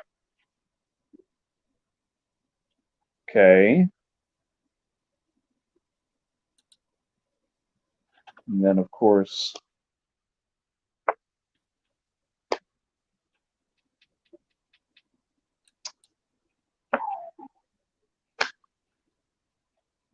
all right. So I'm doing a little bit of a different reading this go around. I'm just going to do the traditional 4-card spread, but I'm not going to have any connection cards, at least not for this one, because so much is still up in the air and anything can really change at a moment's notice. We're just going to get more of just a baseline on this one, but we're still going to have a representation card. So it's going to be a 4-card spread, so past, present, future outcome, but there's also going to be a representative card, and that's going to be the total of 5. So let me go ahead and switch the camera. All right. All right, and boom, here we go. So here's what we have with the first card here. We have the Chariot. Now, this is a very interesting card for a representation card because, as I've said before, we are witnessing history unfold before our eyes. But now it's time to find out who you are, where you stand on everything, and it's now time to pick a side. And that is the excellent representation of not only what needs to be done, but where we're also at right now, with America being at a crossroads. Are we going to take this path, take a completely different path, get back to being human beings, establish a society that is moral and just, and get rid of capitalism and get rid of the systemic oppression in all regards?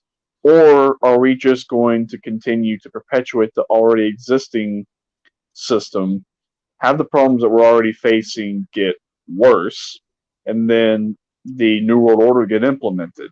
So we're seeing that struggle going on. Do we take this path or do we take this path?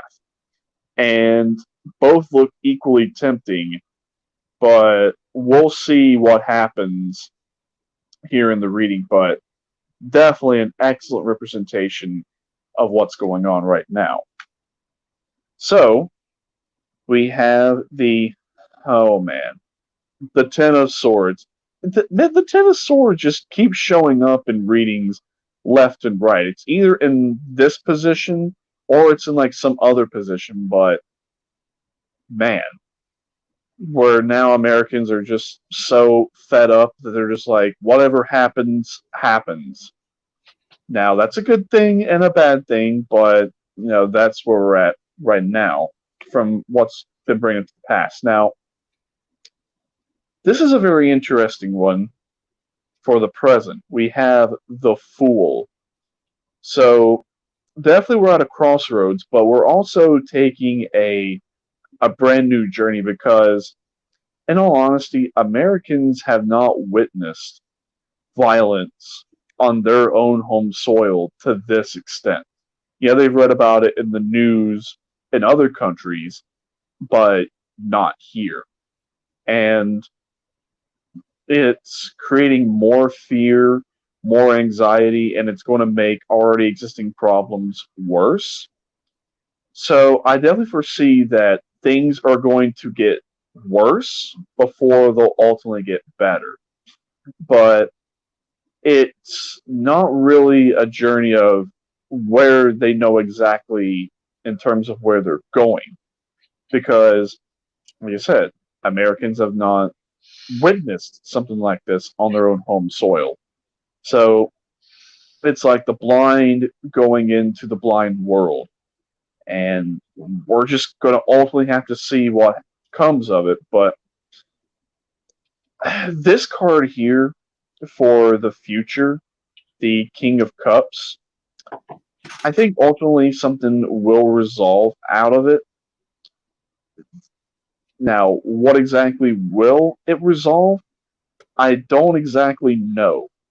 But I do definitely see that emotions will come back into check at some point. And there will be more emotional maturity because people will feel not so insecure, so unprepared for future events like this. So this is an indicator that something good could potentially be coming out of it, but it could also be something potentially bad, or it could be something in between. We don't know, but there will be a resolution. Emotions will get in check, but ultimately, let's see what the final outcome card shows right here with the Knight of Wands. With the King of Cups and then now the Knight of Wands, I definitely see that there won't be a permanent resolution anytime soon, but I do see more decisive action going to be happening in the future. So this could honestly take us any direction. Time will tell, but just based on this, whatever the outcome is, I definitely foresee that it will be quick and it's going to be swift. But instead of being more on the emotions as indicated by the cups, this is going to be more for the desires as indicated by the wands. So, will it be the overthrowing of capitalism? Maybe. Will it be holding individuals more accountable while still at the same time not really getting to the root cause of the issue? Maybe, maybe not. Time will tell. But ultimately, at least something is going on. There's something in the works, and something is going to come of this. Now, what? I do not know. But I do see that it will be within the coming weeks. Now, how many weeks? I don't know. I would say maybe estimate 3, 4 weeks, because ones, when it comes to indicators of time, they're in the weeks, but then yet they're also pretty fast as well. Same thing with swords. Cups and pentacles are slower, where cups is more in the months, and then pentacles are more in the seasons or years. So I'm torn and not really sure what to make of it. Just we'll see what happens, but ultimately, I don't think it's going to go back to the same. So we'll just have to we'll just wait and see. I'm not going to say that that's a good sign, but I'm going to not also say that it's ultimately a bad sign. It's just more like we'll see. So much is up in the air that it's kind of hard to really definitively say what will or will not happen. So, yeah, that's this week's reading. Okay. All right, Michael. Thank you very much, Damien, the Angry Wolf, Castle Owens, for that State of the Union Tarot card reading for this week. Excellent. And like I was asking the divining rods, so divining rods, whether the riots and the pandemic was a plandemic that was rigged by the New World Order or not. Will these riots quickly escalate like knocking over a stack of dominoes? Yes. Okay. So was everything rigged by the New World Order to implement a fascist police state? Yes. Was all of the famous oligarch multi-billionaires involved in this that we hear about in social media? Yes. Okay. We hear about people like Bill Gates, George Soros, so on and so forth. Is this a definitely an oligarch of the wealthiest, greedy, wicked people of the top 1% as a group?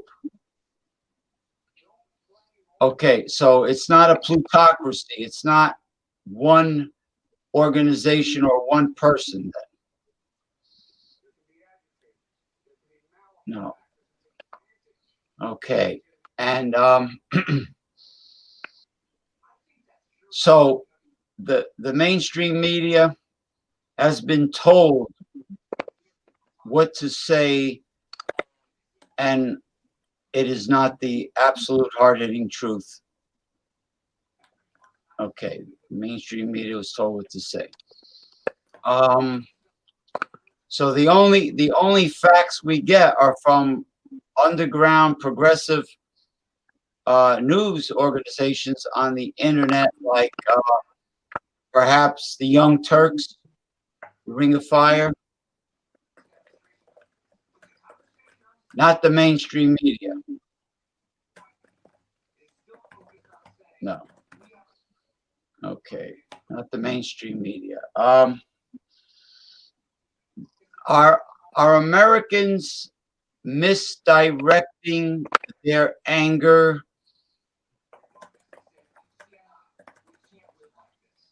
Yes. They should be directing their anger to the fat cats that are causing all of their problems. Big yes. Okay, yeah. And So they really are lemmings, Americans, when it comes to the media. Is that true?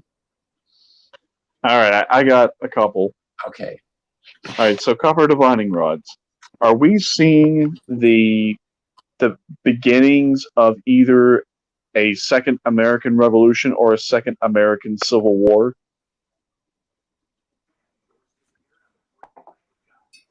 All right, so copper divining rods. Will that second revolution or second Civil War happen in this decade, the 2020s?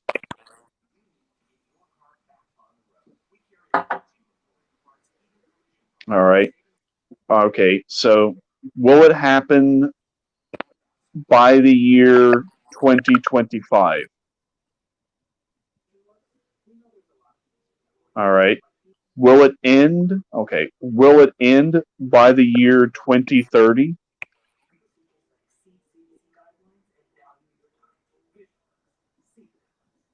Hmm. All right. Well, will it end by the year 2035?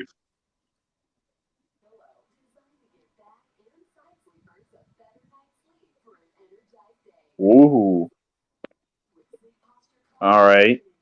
Will it continue into the 2040s?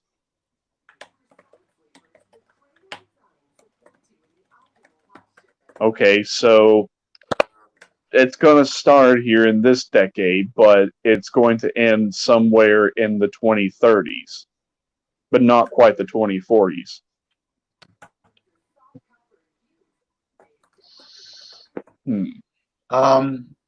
Will Americans finally wise up and realize who the true enemy is and what the true enemy is? All right. So, divining rods. Will Americans finally accept socialism?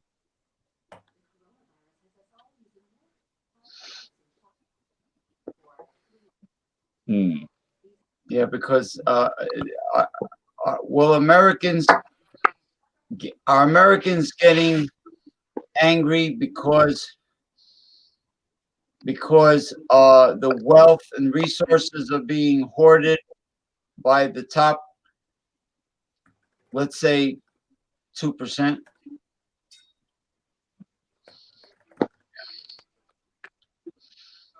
And out of desperation, Americans being forced into poverty more and more, and the middle class shrinking, will this also anger American citizens? Yes. Okay. So the Second Amendment is pretty important to the mainstream masses. Do you agree? Yeah.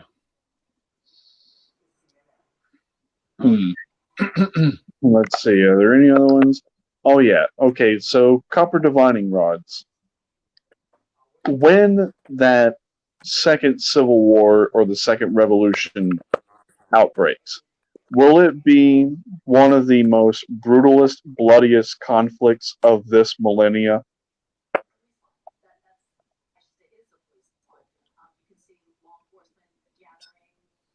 Oh yeah. So, type of weapons. Yeah. Hold on. Let me get more of a bird's eye. all right. So, in other words, it will be worse than World War One and World War Two.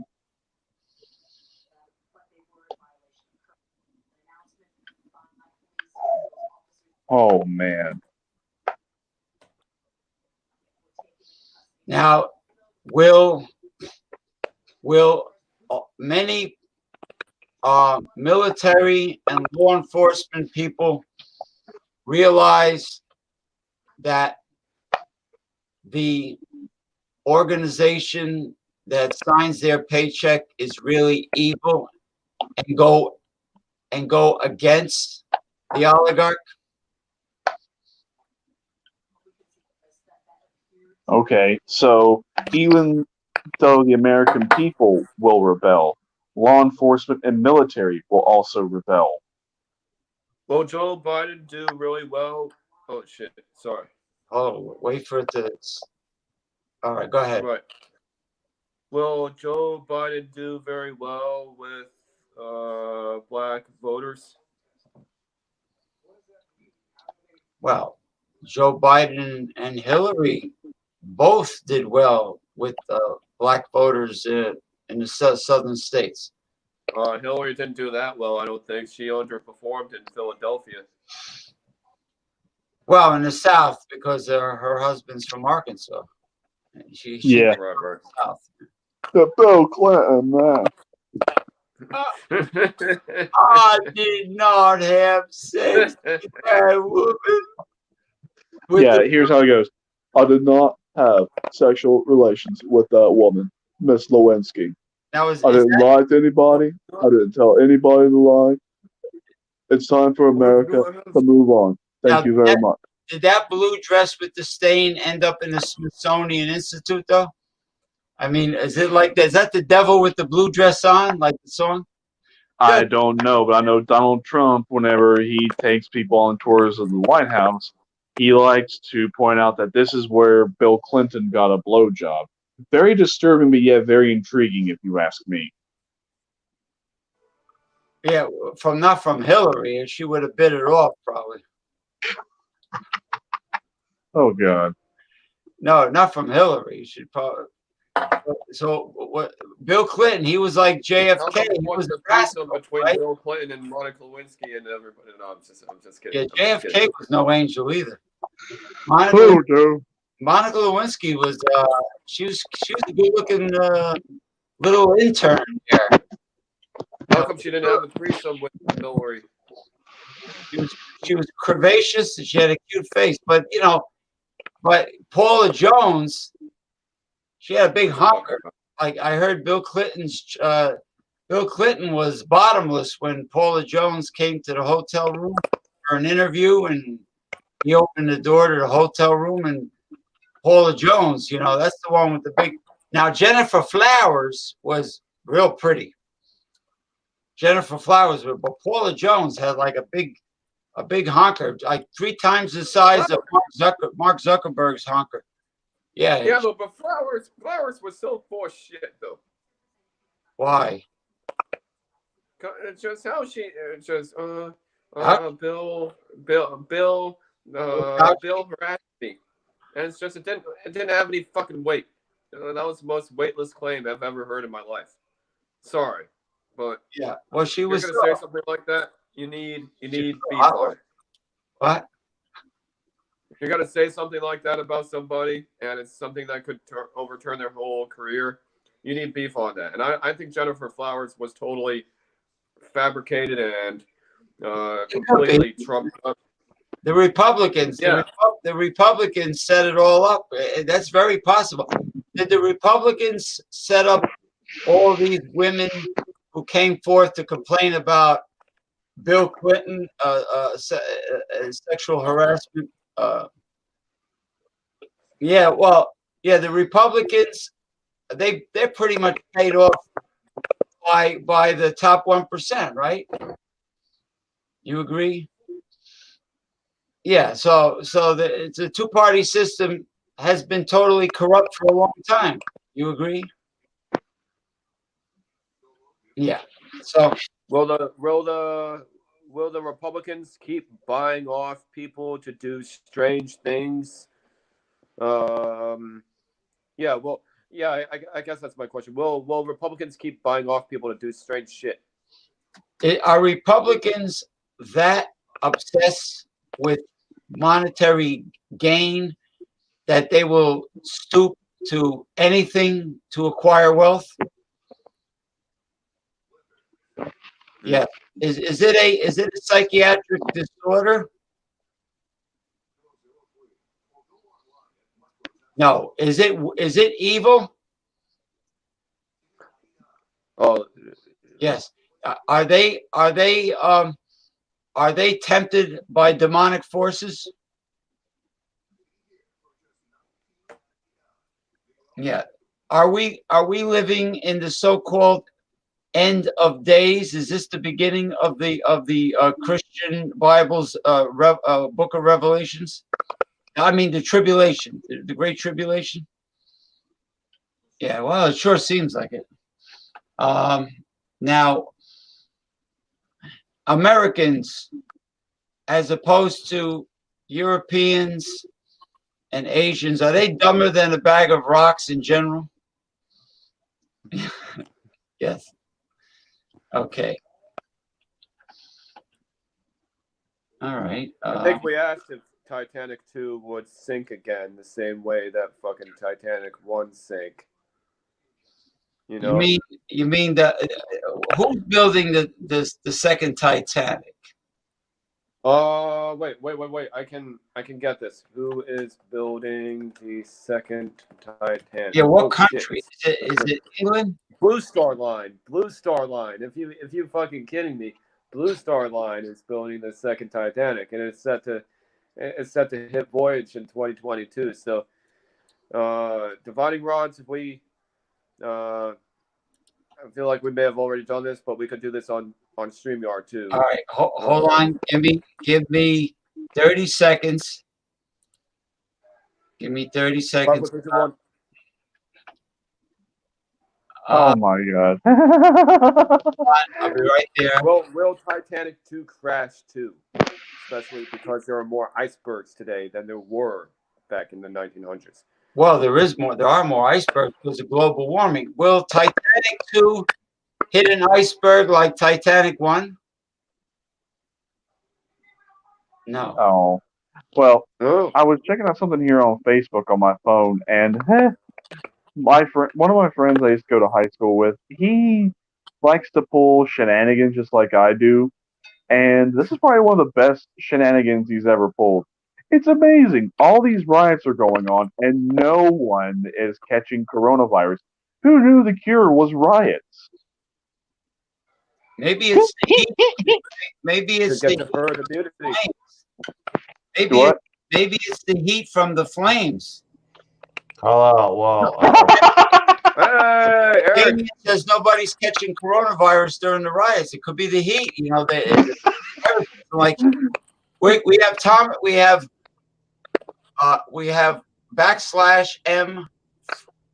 One of these. /M/ Thomas Metal 75 /M/ I got these around my name. Heavy metal. God dang it. All right. Hello, Madonna. Oh, James P. Madonna. Wow. Thomas Metal 75. He is the originator of the original Wildcard Wednesday. Is that true? Yes. Does Thomas Metal 75 give one of the finest craft beer reviews in the universe, not just intergalactic universe? Yes, one of them. One of them. All right. Yeah, because Damien is honing his craft. All right. But you are the originator. Now, Let's ask a real question. Does Neil Peart play drums for Oxblood Forge?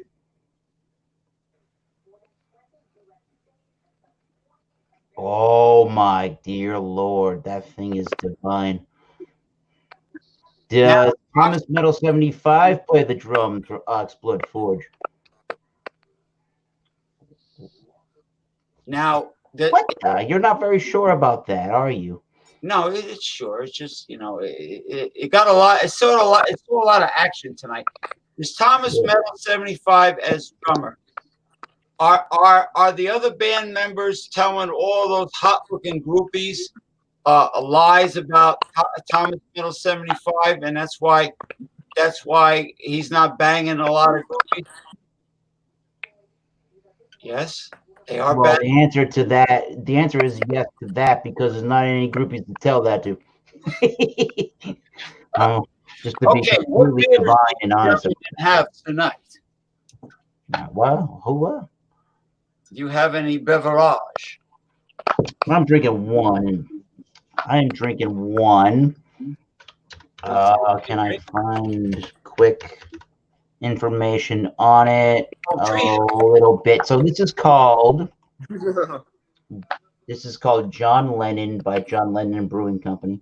Oh shit. No. This is called Bright.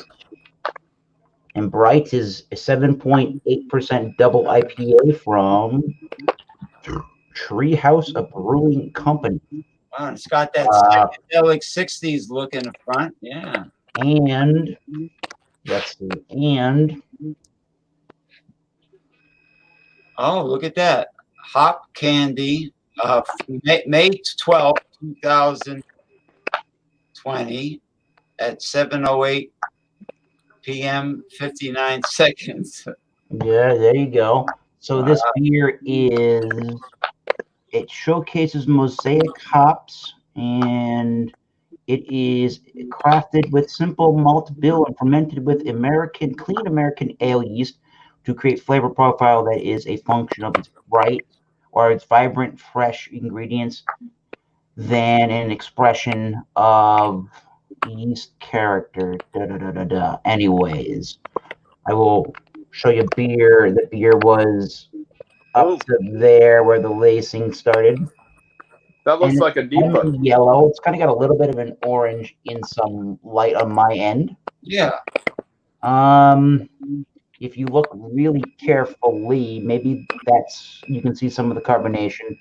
Maybe that's not a great light, but there is particles in suspense. It is not filtered. I saw it. I did see it, and I like that full-bodied hazy beer. Very nice. In the Dogfish Head glass. Cheers. So you're getting that onion and garlic right up front, and that's called dank, definitely. And then some pineapple. I always think of pineapple as being a bigger note in some of these beers than grapefruit, but there is grapefruit. There's a big lemoniness to that. There's a white bready malt.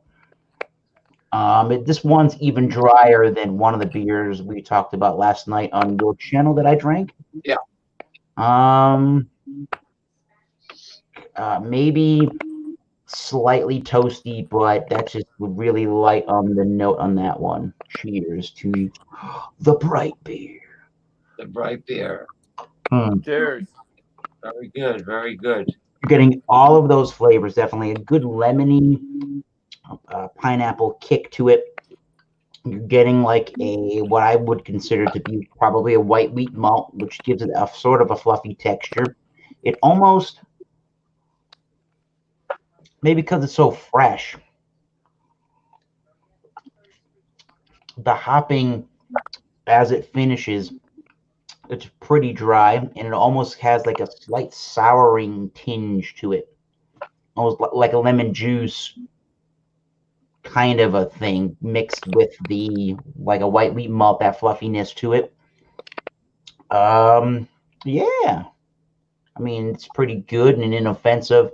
This one, I've had other stuff from Treehouse, but this 7.8 isn't the world's most masked at 7.8, but it's still pretty good and smooth going down. But they actually do make some better beers, I think, that go down even smoother at a higher ABV. So that's what you're looking for. Go look for some other beers, but bright, not too shabby. Cheers. All right, Michael Hilton, who are you drinking this evening? I'm sober now, guys. I'm all tapped out for the week, so I got nothing left. I had a nice Mississippi Mud, and then also another nice heavy lift vessel. And what was the best beer of the day? Which one? You tell me. Which one was the best one of the day? I think the heavy lift vessel. I think the heavy lift vessel is a pretty damn good beer. That's a fucking good beer. Who makes that? The heavy lift vessel by Bosun. Oh, the Bosun's, the one you showed me last night. Trader Joe's? Yeah.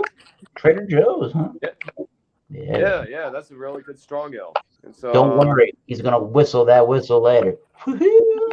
Now, the I was talking to Damien about the Star Child, the Indigo children, and others that have certain abilities above and beyond the average mortal humanoid. And he was telling me in many conversations about how he has been able to really tap into the third eye and connect with the pineal gland and actually have an awakening where certain things became an enlightenment to him. He was able to see certain things or visions or that he wasn't able to do before activating the pineal gland and the third eye. So, I know you have read about the Star Children, and he has read about others too. Would you say there's Rainbow Children, Star Children, and Yep, and I'm an indigo.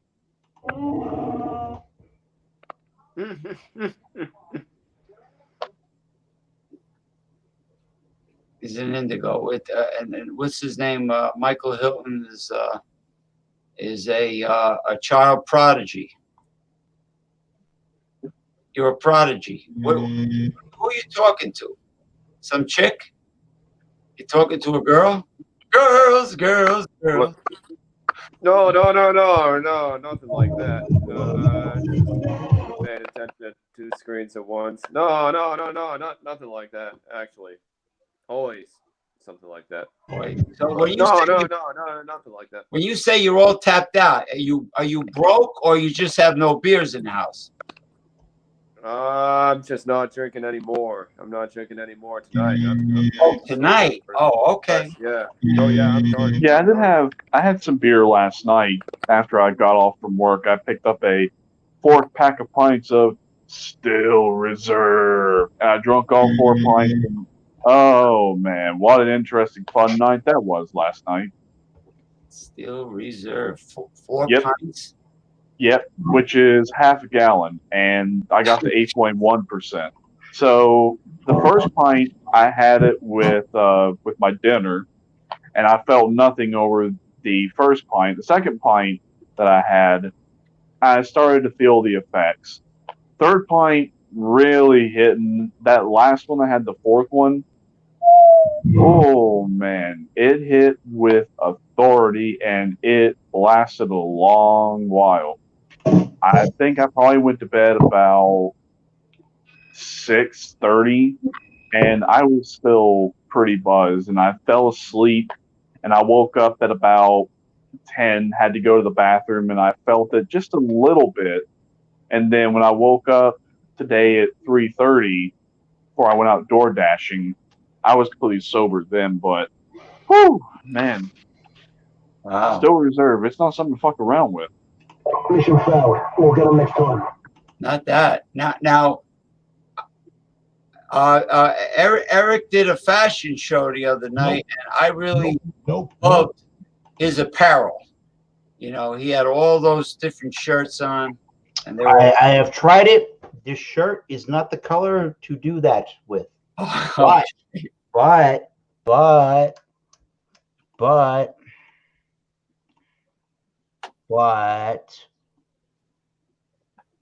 Oh, you can be the possessed man, the Church of Satan.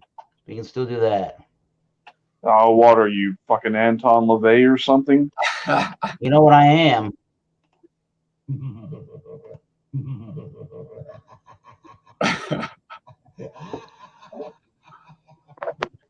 Yeah, right.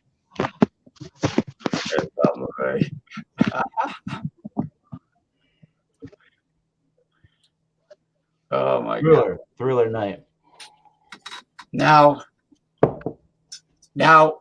would this scene of Eric in the Flames be an excellent commercial for like a great Carolina Reaper hot sauce? Yes. Mm.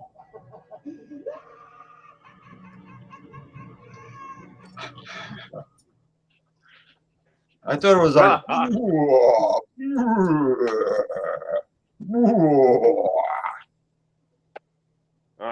No, you're wrong. Sorry. No, it's a witch. No, that's a horse. Actually, it could be it could be Mr. Red. Hello, Wilbur. Oh, scratch. Anyways, Now, you made the carbonara with the ramen noodles. You showed me how to make the carbonara. Now, how? Is that noodles and eggs? No, yeah, you're damn right. Oh yeah. Yeah, he boiled the ramen noodles. I use the ramen noodle here in hell because it's a single serving package, and I take out that heavenly MSG package. Screw that thing. Cook your noodles. Once the water boils, cook your ramen noodle package for 3 minutes. It is perfect. Don't even question. And then you strain the noodles and you keep some reserved liquid of the boil. I'm telling you. Parmesan cheese, one raw egg, and bacon and black pepper. And the Parmesan cheese. And And you turn the heat back on that pan when you put the noodles back in, and you make sure the egg scrambles and it actually cooks, and then you eat it. Woo! That's carbonara. And I had no idea there's no cream in carbonara, only Alfredo. No Only cream. Alfredo, yeah. Wait, so do you cook pasta with eggs at the same time, or do you somehow cure the eggs into the pasta? Well, you do it afterwards once the noodles have been cooked fully, and then you again you drain the noodles and you leave some of the residual cooking liquid into that pot, and then you put the noodles back in, and then that's when you put the egg back in and your Parmesan, black pepper, bacon mixture. And then you turn the stove back on and you stir it all together until the egg cooks. That is Italian carbonara. That's Then what you put the chili powder. You did put the chili powder in. Ooh, you can put whatever other flavorings on top of that after the fact. If I didn't do it yesterday, but you could have, and I have some at home. You could put red chili pepper flakes on that. You know, I bet egg noodles would go well with that in that recipe. Spaghetti noodles are really good with that recipe, especially. Well, yeah. Well, there's different kinds of. There's Ronzoni has one called I think garden greens, and it's green. You can use egg. I would just figure egg noodles might go well since there's an egg. Well, egg noodles are like fettuccine anyway. They look like fettuccine in shape. Mm-hmm. You know. Now, being that you're in flames, I asked the divining rods before with these gentlemen about whether or not the riots will get worse and spread to more cities, like knocking over dominoes, and it said yes. And then there was a video that this guy Salvatore showed me where this white guy was paying off some of the black rioters, and as soon as he gave them money, they started jumping up and down and throwing things and rioting. So, you know, I asked it, is the New World Order trying to implement a police state, or is it rigged? And it said, well, I got a question.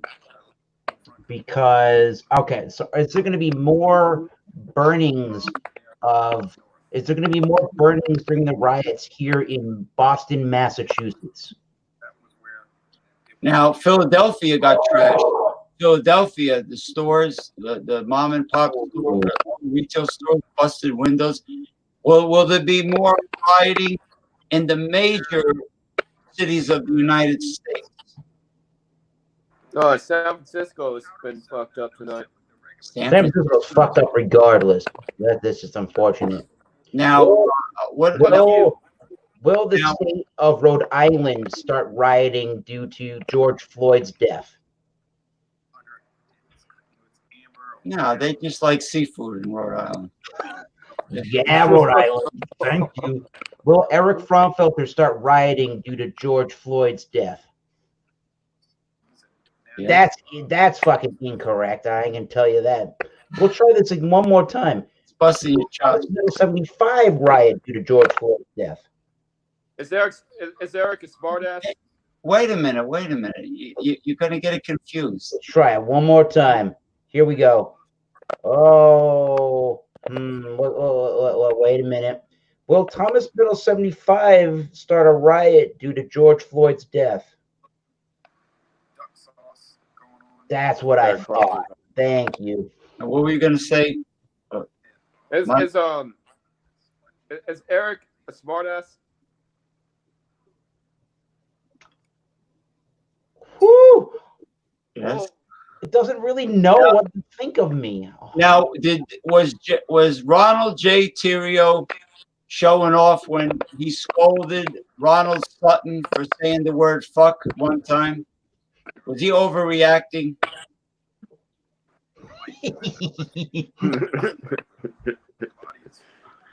Now, Am I a smartass? Am I a smartass? Yep. Now, isn't it funny how that thing knows me. Crap. now is Eric Fraunfelter being very generous by allowing Ronald Theriot for hosting Wildcard Wednesday? Yes. Thank you. Could Eric So, ask him for commission? Could Eric get residuals for allowing Ronald Theriot to host Wildcard Wednesday by law? what? Does Eric Fraunfelter appreciate Ronald Sutton? No, wait a minute. Oh, he does? Yes. Now, I Ronald. did actually recently. So good. All right. Now, Ronald Sutton, when he talks, does he ramble on without coming up for air?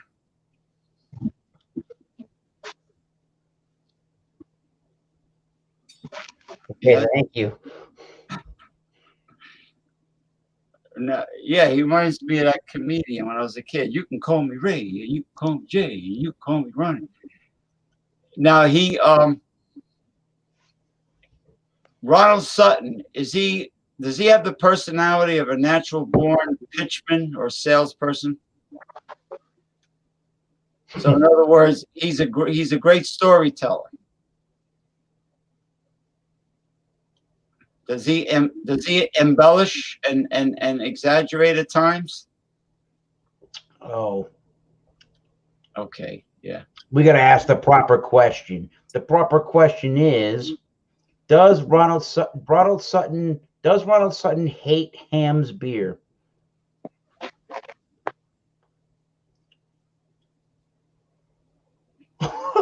Now He loves Ham's beer. Ronald Sutton. Does Ronnie S. really get under Ronald Sutton's skin? We gotta ask one major question. Does Ronnie S. hate Thomas Meadow 75?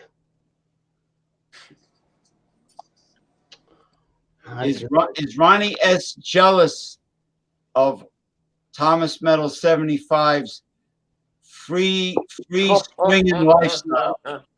Being a rock and roller and everything, and a drummer, and is he jealous of his free, hip lifestyle that he's living? Does Ronnie S.'s significant other, I don't know if they're married or not, does she nag the hell out of him every day? Does she wear the pants in the family, and Ronnie S is like a little puppy dog?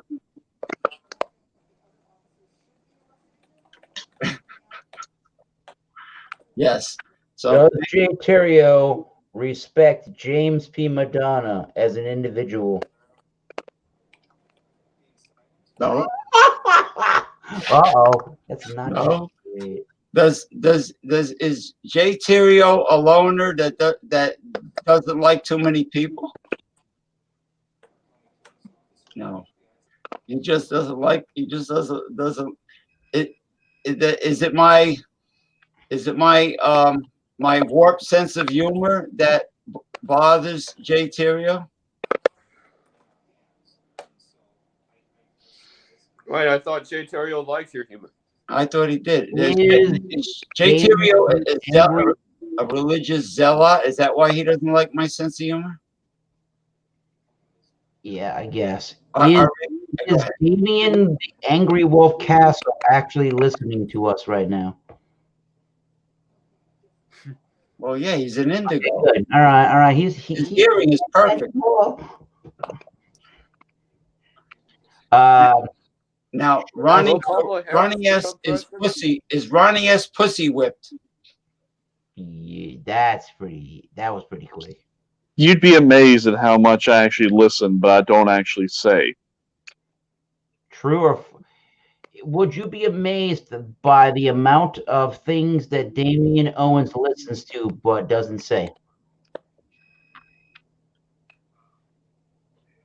Yes. That thing is confused as fuck.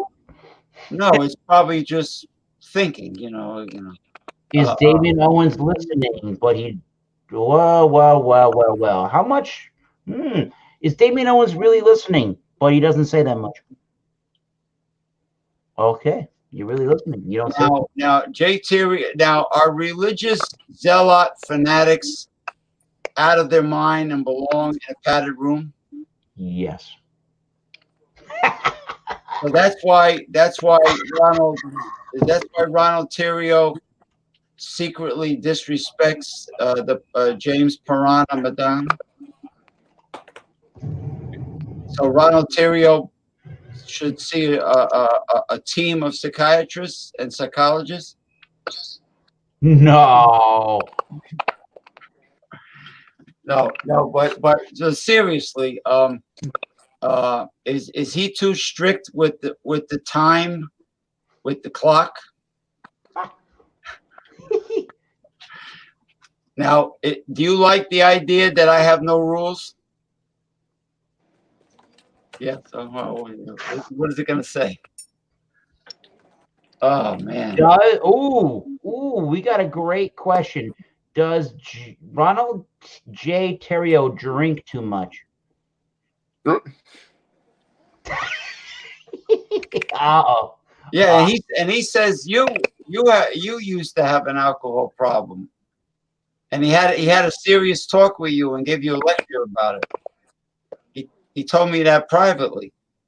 That I said you were always in charge. You were always in control of your faculties. I'm pretty good. What? Yeah. I never seen you like I never seen you doing that. I've seen Michael. I've seen Michael Hilton do that, but not you. Wait, what did I do? What the fuck did I do now? No, sometimes you were so intoxicated, you had the pizza hanging out of your mouth in front of the webcam. You were chewing like Mr. Red.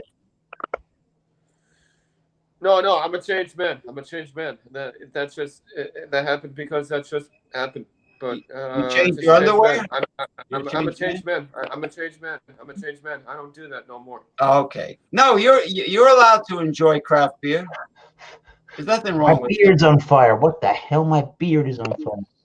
Now when my beard on fire? When Eric put that dried Asian chili pepper in his mouth and he started dancing around and waving his arms around like the robot from Lost in Space, was it really that hot?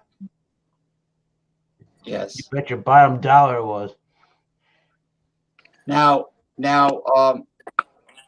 Now, who does is it when Damien did the review of the that super atomic nuclear noodle soup? I love that shit. Is he one of the few people? Is he one of the few people that is able to tolerate that kind of heat? Nope. Yeah, the nuclear fire noodles were ungodly, unfucking bearable. Are you talking about its original or its 2X The flavor? 2X. That's pretty crazy stuff. I will agree with you from the realm of hell. Because he I was thought they stuck were in only in 3,000 air during that video. He was like, "Oh my god!" Like he was like, "Yeah." I mean, for it to do that to him, And I was crying. yeah. Hey, Mike, what are you eating? Pablum? Yeah, I'm if you sorry, saw at one point in the video, I started crying. Okay, I'm sorry. I made I made salad with pasta. And Oh, fish and okay. Yeah, you were crying. You were in tears and you were like huffing and puffing. chips. Oh man. The Scoville units were really high on that one. Almost as high as the demon Fraunfelter. I mean, I can handle a lot. I can handle a jalapeno. I can handle cayenne peppers. I can handle habaneros. And I can handle a ghost pepper. And I can handle Carolina Reapers. But those are on a whole nother level. I even tried the hottest hot sauce made out of ghost pepper extract from Buffalo Wild Wings. I dipped the whole wing in that. And I ate the whole thing. Big mistake. Oh, come so the it noodles are so really was low in made from ghost disposal? pepper extract then. Eric How come Habanero. the peppers are? How come the nuclear fire noodles? How come the nuclear fire is so low on Scoville? I think it's only like 8,000. Huh? I don't know why they base it off of that. I honestly cannot tell you, but I can tell you 8,000, nowhere fucking close. Nowhere near fucking close. Got to be more than that. It's got to be. Way more. Unless they have their own separate measurement over there in Korea for Scoville heat units. I honestly do not know. You matched the beer you were drinking. You got the tie-dyed screen. Yeah, it can't be just 8,000. I mean, I know Korean barbecue is always spicy. If I had to actually give it like a Scoville heat unit, I would say the regular fire noodles probably they're between like a ghost pepper and a Carolina Reaper. I mean, it's bearable, but it's pushing the boundaries of what bearable is. But the 2X, I would say that's probably at least a solid 3.3, if not higher. The double X nuclear Korean fire noodles, are they much higher than 8,000 Scoville units in heat? No. The 2X fire noodles are about 8,000 Scoville units. Eric, No you look fucking like way. you have a No nice fucking Blade way. Runner setting, man. What's that, Mike? Eric looked like he was in the middle of Blade Runner there. Oh, wait a minute. Oh, Wait, right. I like that background. It's like a cave. Oh yeah. He's in space. Yeah, that was cool shit, buddy. He's lost in space. So Nice. Am I lost in space? Is Thomas Metal 75 lost in space? No, nope, I'm not planet Earth. Thank you. it's a nice background. You gotta do this to Jay and drive him crazy. I gotta wear that. That purple or that blue shirt I wore yesterday. And I had that nice shirt that I wore. And hopefully Sutton will be on and he'll go bonkers too. Yeah, on Wednesday nights he'll be on. He'll be like, "How come I don't get a link to these streams, Jerry?" Because you're not on any chat that has a link sent to you. Oh man. Yeah, you got to be on the Google. Oh, Google has a new chat format. They call it something else now. It's not. Oh, it's a head in space. It's not Google. Divining rods. Oh, divining rods. Is Damian Owens tired? Damian Owens, is he tired? He's not tired, but he yawned. All right, he's back. Well, he had a busy day. DoorDash.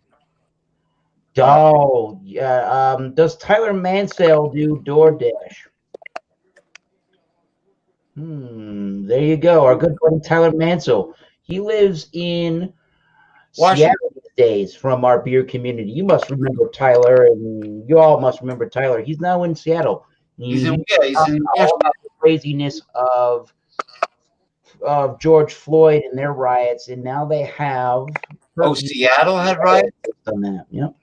Seattle, Washington had riots? Yep, they had more deadly. They had more. Not. I don't know if they. I think somebody might have actually died in Seattle. I forget, but they're having some bad riots in Seattle.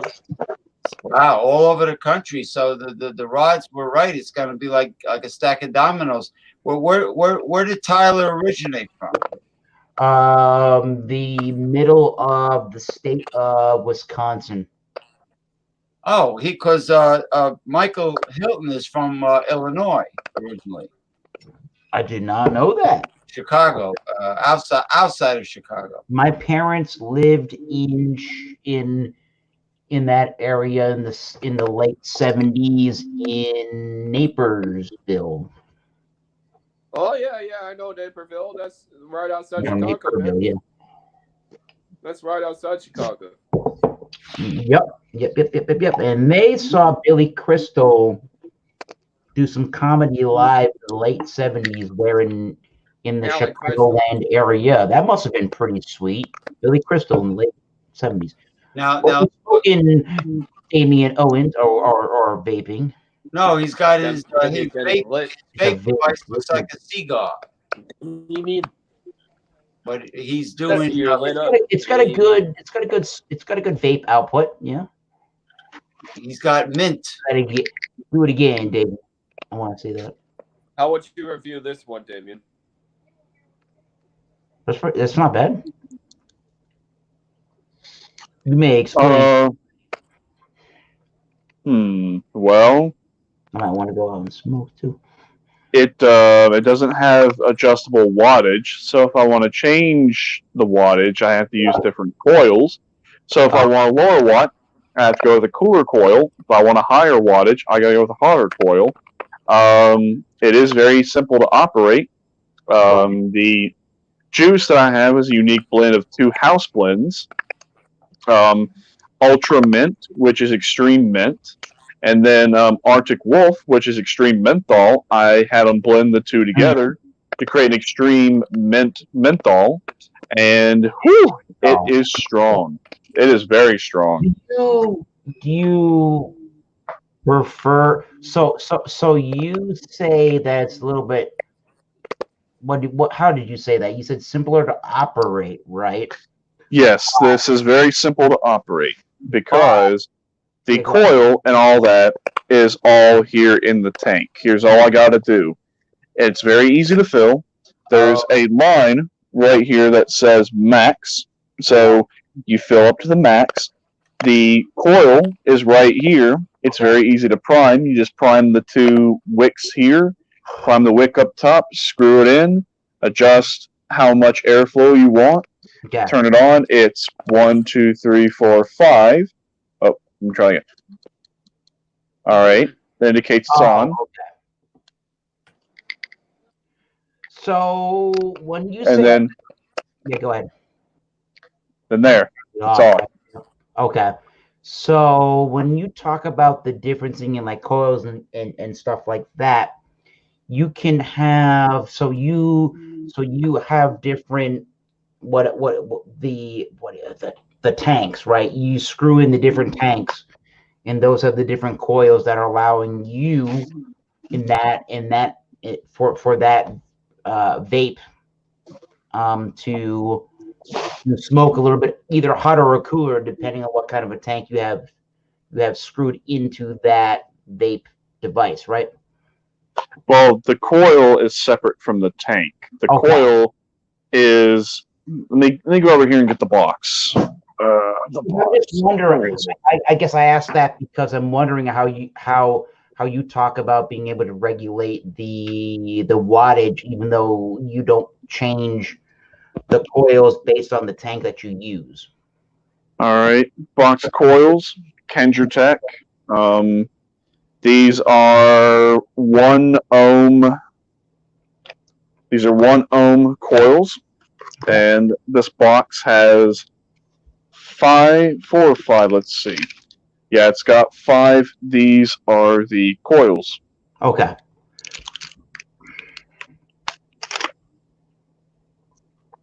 And then, let's see. Where's my other? I have a box mod somewhere. Let's see. Where's my box mod? It's over here. No, my box mod's not over here. But this is what it is: a Kendra EVOD Pro 2. Okay. And doesn't really come with much in the box. Just comes with, the standard stuff. It's got a USB, it's got extra coils, it's got extra tanks in case that one breaks, and that's really about it. Okay. So, because the only thing that I'm really kind of curious about is I know you've done it, you were doing it before with some other vaping apparatus or vaping mods, I guess, that you were using. You could regulate the wattage for that.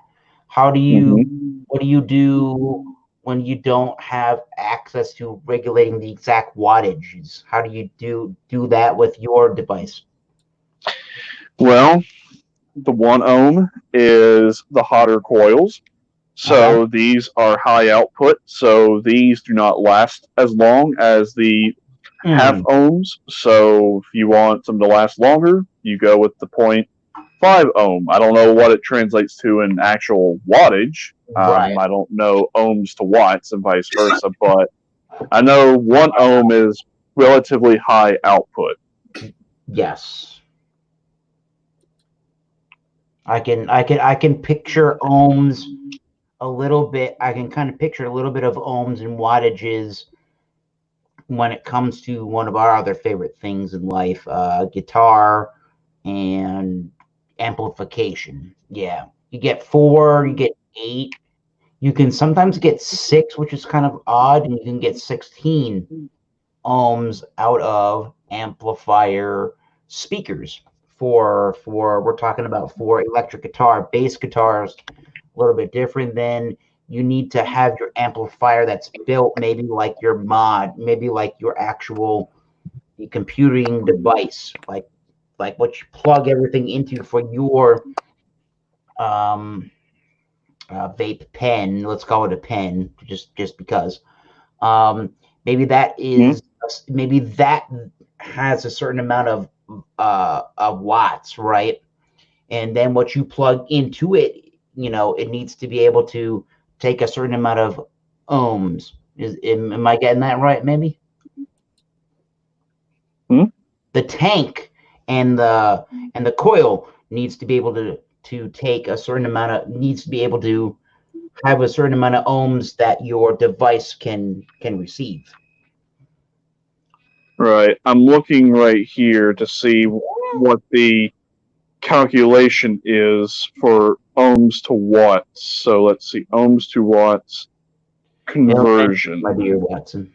So let's see, I have to. OHM, is that how it's Okay, spelled? so. Yep.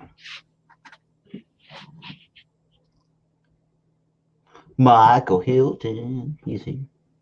He's got. Okay, let's see here. Okay, ohms. Very That's studious. a 1 ohm. No. Calculate. Narragansett. It's the beer of the clam, people. Look at that. Oh, the beer of the clam, the drunken clam from what's that, Family Guy? There it is. Quahog. It's a quahog. what's her name? Nina knows all about how wonderful the quahog. I've eaten raw quahog on a half shell. Nobody else would touch it, but I like strong tasting things. So I decided to shuck some quahogs, which is a full-grown clam, of course, and on a half shell. They were big. And I squeezed a lemon. I put the hot sauce on them, and they were good.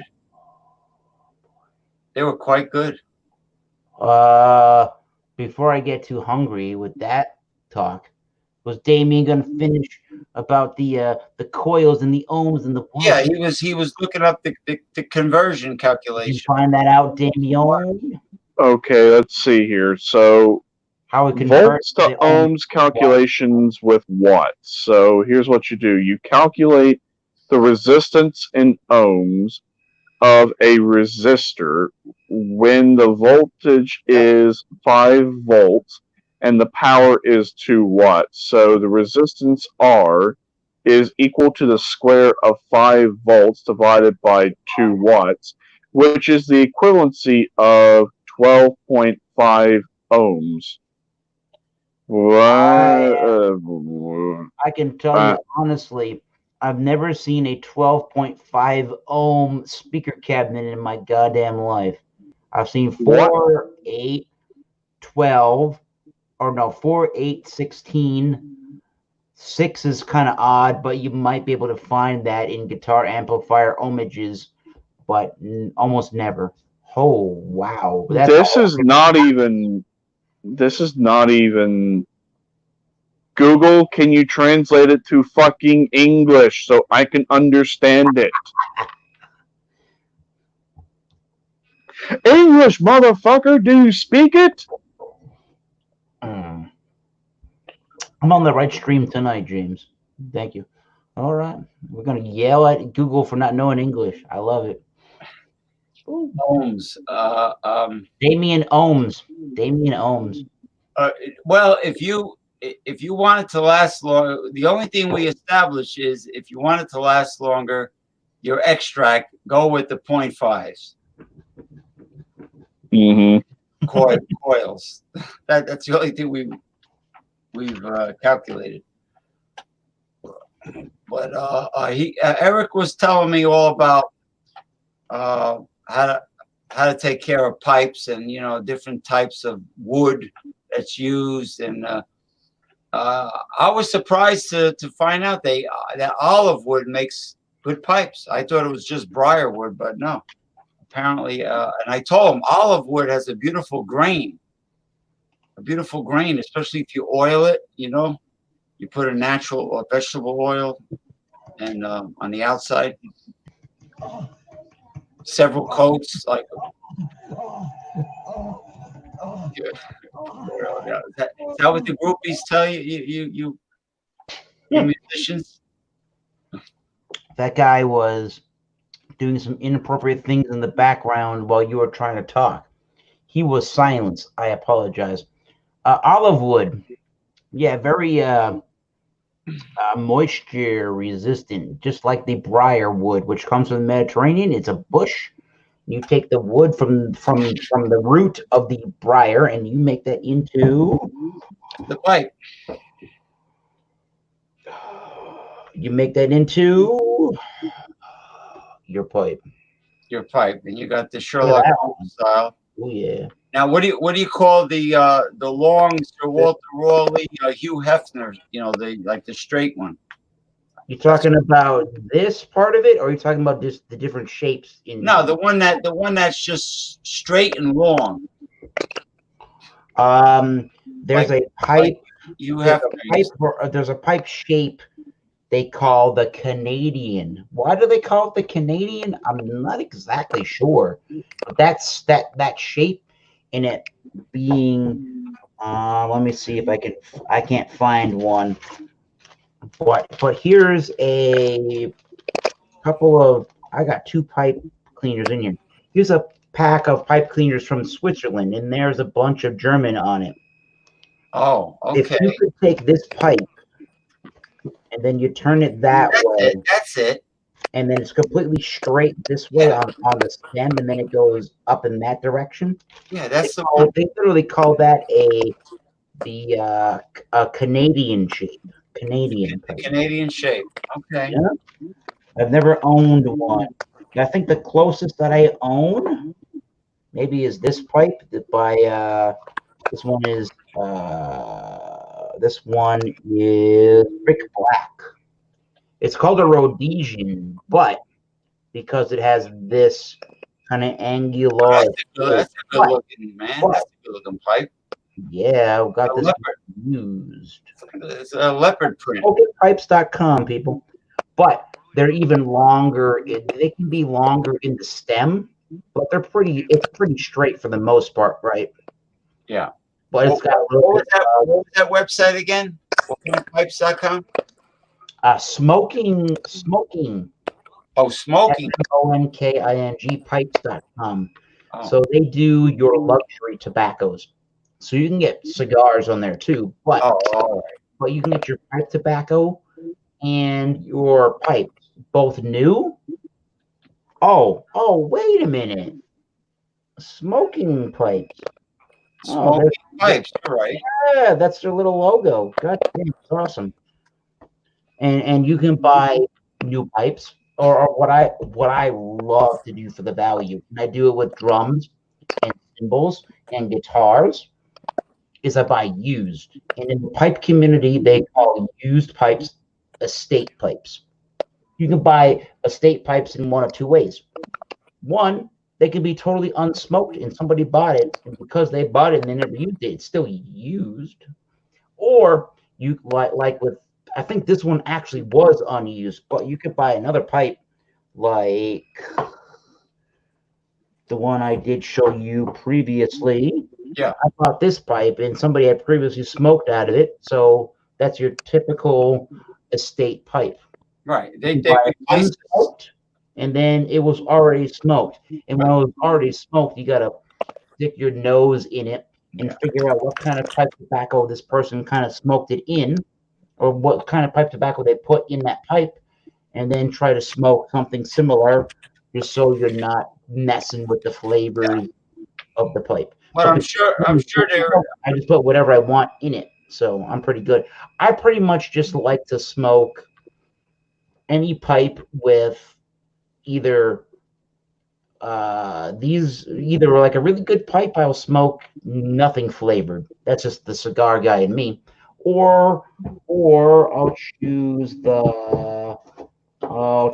more like a corn cob pipe or something I don't care about as much. And that will have my flavored tobacco in it. right. Well, they replaced the stem, I hope, after it's been in somebody's mouth. No. No. Nope. I don't want to use. No, it's used. There's a lot of ways you can go about cleaning it. So I've had the used. Let's go to the used one. So here's one thing that I do. You can buy pipe tubing from like Home Depot, or to put on your stem, right? Or and then cut it up and make it fit to that size. Or you can buy these things that they call pipe bits, BITS. They look like this. Here's the end that goes in your mouth. Here's the end that goes on the stem. It's rubber. And then it just goes right over that's the stem, the mouthpiece. So you don't have bite marks. You don't get bite marks in it. Yeah, you get to control that a little bit. And look at that. Yes. Damn. I'm just as much, and you learned that yesterday when we were just chatting off air. I'm literally about just as much of a beer nerd as I am about smoking a good cigar or a pipe tobacco. I'm like just as, it doesn't matter to me. I'm just as passionate about both of them, because you should just view the both as the same thing. You're not drinking a massive amount. You shouldn't drink a massive amount of craft beer just to get drunk. Just like with the pipes and cigars, you shouldn't be smoking a mass amount of that because you got a fixation on nicotine. You got to get your fix. So like, it's luxury. I mean, literally, when you go and you become a tobacconist and you get your certification to become a tobacconist in the United States, you acknowledge, and part of your certification acknowledges that what you're dealing in with cigars and pipes and pipe tobacco is a luxury product. And anything that's homogenized, and anything in the tobacco world that's homogenized, and anything that has all these chemicals pumped up into it is not a part of luxury tobacco, and we can just take that out of the equation so you don't have to deal with it. Yeah, the people smoke a luxury, high quality cigar or pipe tobacco for the flavor that it imparts, just like a craft, a fine wine taster, or craft beer connoisseur. Yeah. You know, or anything, Scotch whiskey connoisseur, etc. You know, go so on and so forth. You can abuse it all though. So don't get me wrong in saying it's unabusable, because that's bullshit. You can abuse any of these products you want, and probably if you smoke pipes and cigars, if you're gonna smoke it the same way that you would if you're coming off a cigarette tobacco, yeah, you're probably gonna abuse it for the first couple of times or a little while, a year or two plus in your life. But if you start to get into it, I don't know. I do know you're gonna change your life, because I've done. I do it. I do it. I do from occasion in time to time. The cigarette thing. I like the cigarette thing just because it's kind of a quick smoke. But I do that, and it's like, I don't like how it feels to me. I smoke a good amount. I smoke a good quality pipe tobacco or a cigar, and I go, that just physically felt just better. Well, everything about it is superior. You know, I mean, it's not as much kicking around inside of me. So, so the Damien, do they list the complete composition of the vaping extract when you Better ask the divining rods that question. When you get it? I mean, is it listed when you buy, when you have them mix the menthol with the mint? Yeah, give me a second. I'll look at the bottle here. Just give me a second. I don't think they're as transparent as your question may be looking for. They're you know, like if you go to the market, you have a list of ingredients in predominance according to what is first, what is second. Oh. You know, so I'm just wondering. Oh, actually, they might. Yeah. All right. So, what they did was, this is my Arctic Wolf bottle. Okay. They blended the two together. They put one in this Arctic Wolf bottle, and they put one in a blank bottle. So this is one that's got the label. So when you look at a vape juice liquid, as you can tell, this is from our local vape shop, Rocky Top Vapor. This is the zero nicotine, so there is no nicotine in this. Okay. And then you have your where is it? Then typically you have your vegetable glycerin to propylene glycol. Now this is a 20 VG 80 PG. Now the Ultra Mint is 80 VG and 20 PG, so it has a very interesting viscosity to it. Like you can tell, let me shake it up here. See, it's a somewhat thick liquid. See, it doesn't really have a lot of viscosity to it, and you can't really thicken it too much, and you really can't move because it's a pretty thick liquid. So this one's pretty thick. The menthol is the thick, and then the mint is pretty thin. And so when you combine the two, it makes like this really weird weird viscosity to the liquid. Now, it does have the ingredients, and it's got all the information about it here. So it says sale only allowed in the United States. So this can only be sold here in the U.S. This cannot be exported to the U.S. or Mexico because every country has their own regulations and like nicotine caps and how much VG to PG can be done. But the United States seems to be fairly lenient. So it says manufactured by Rocky Top Vapor, and then of course Rocky Top Vapor LLC. Then the headquarters is not too far from here. It's got the address 105 Quickway Lane in Gray, Tennessee 37615. So the ingredients, it's pretty self-explanatory. I mean, it's nothing out of the ordinary. Vegetable glycerin, propylene glycol, as well as natural and artificial flavoring. So nicotine is not going to be in this one. So yeah, just VG, PG, and natural and artificial flavors. And of course, it has other warnings on it, like Proposition 65. That's this product can expose you to chemicals, including formaldehyde, which is known in the state of California to cause cancer. Yeah, Well, Proposition 65. Yeah, that has to be printed on there, even though this is not sold in California. They've got their own stuff. Okay, it says warning: do not mix with other liquid. But then yet you can blend them with other flavors and it doesn't really hurt.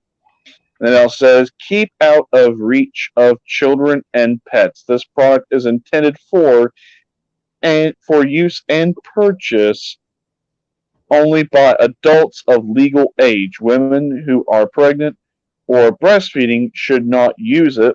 This is not a smoking cessation product. Use at your own discretion. And then also it says only for use in electronic cigarettes in case of contact to skin. Wash thoroughly with soap and water.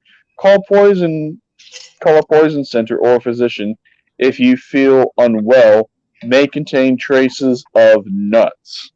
Interesting. In case of let's see. This print is so small you can barely even read it.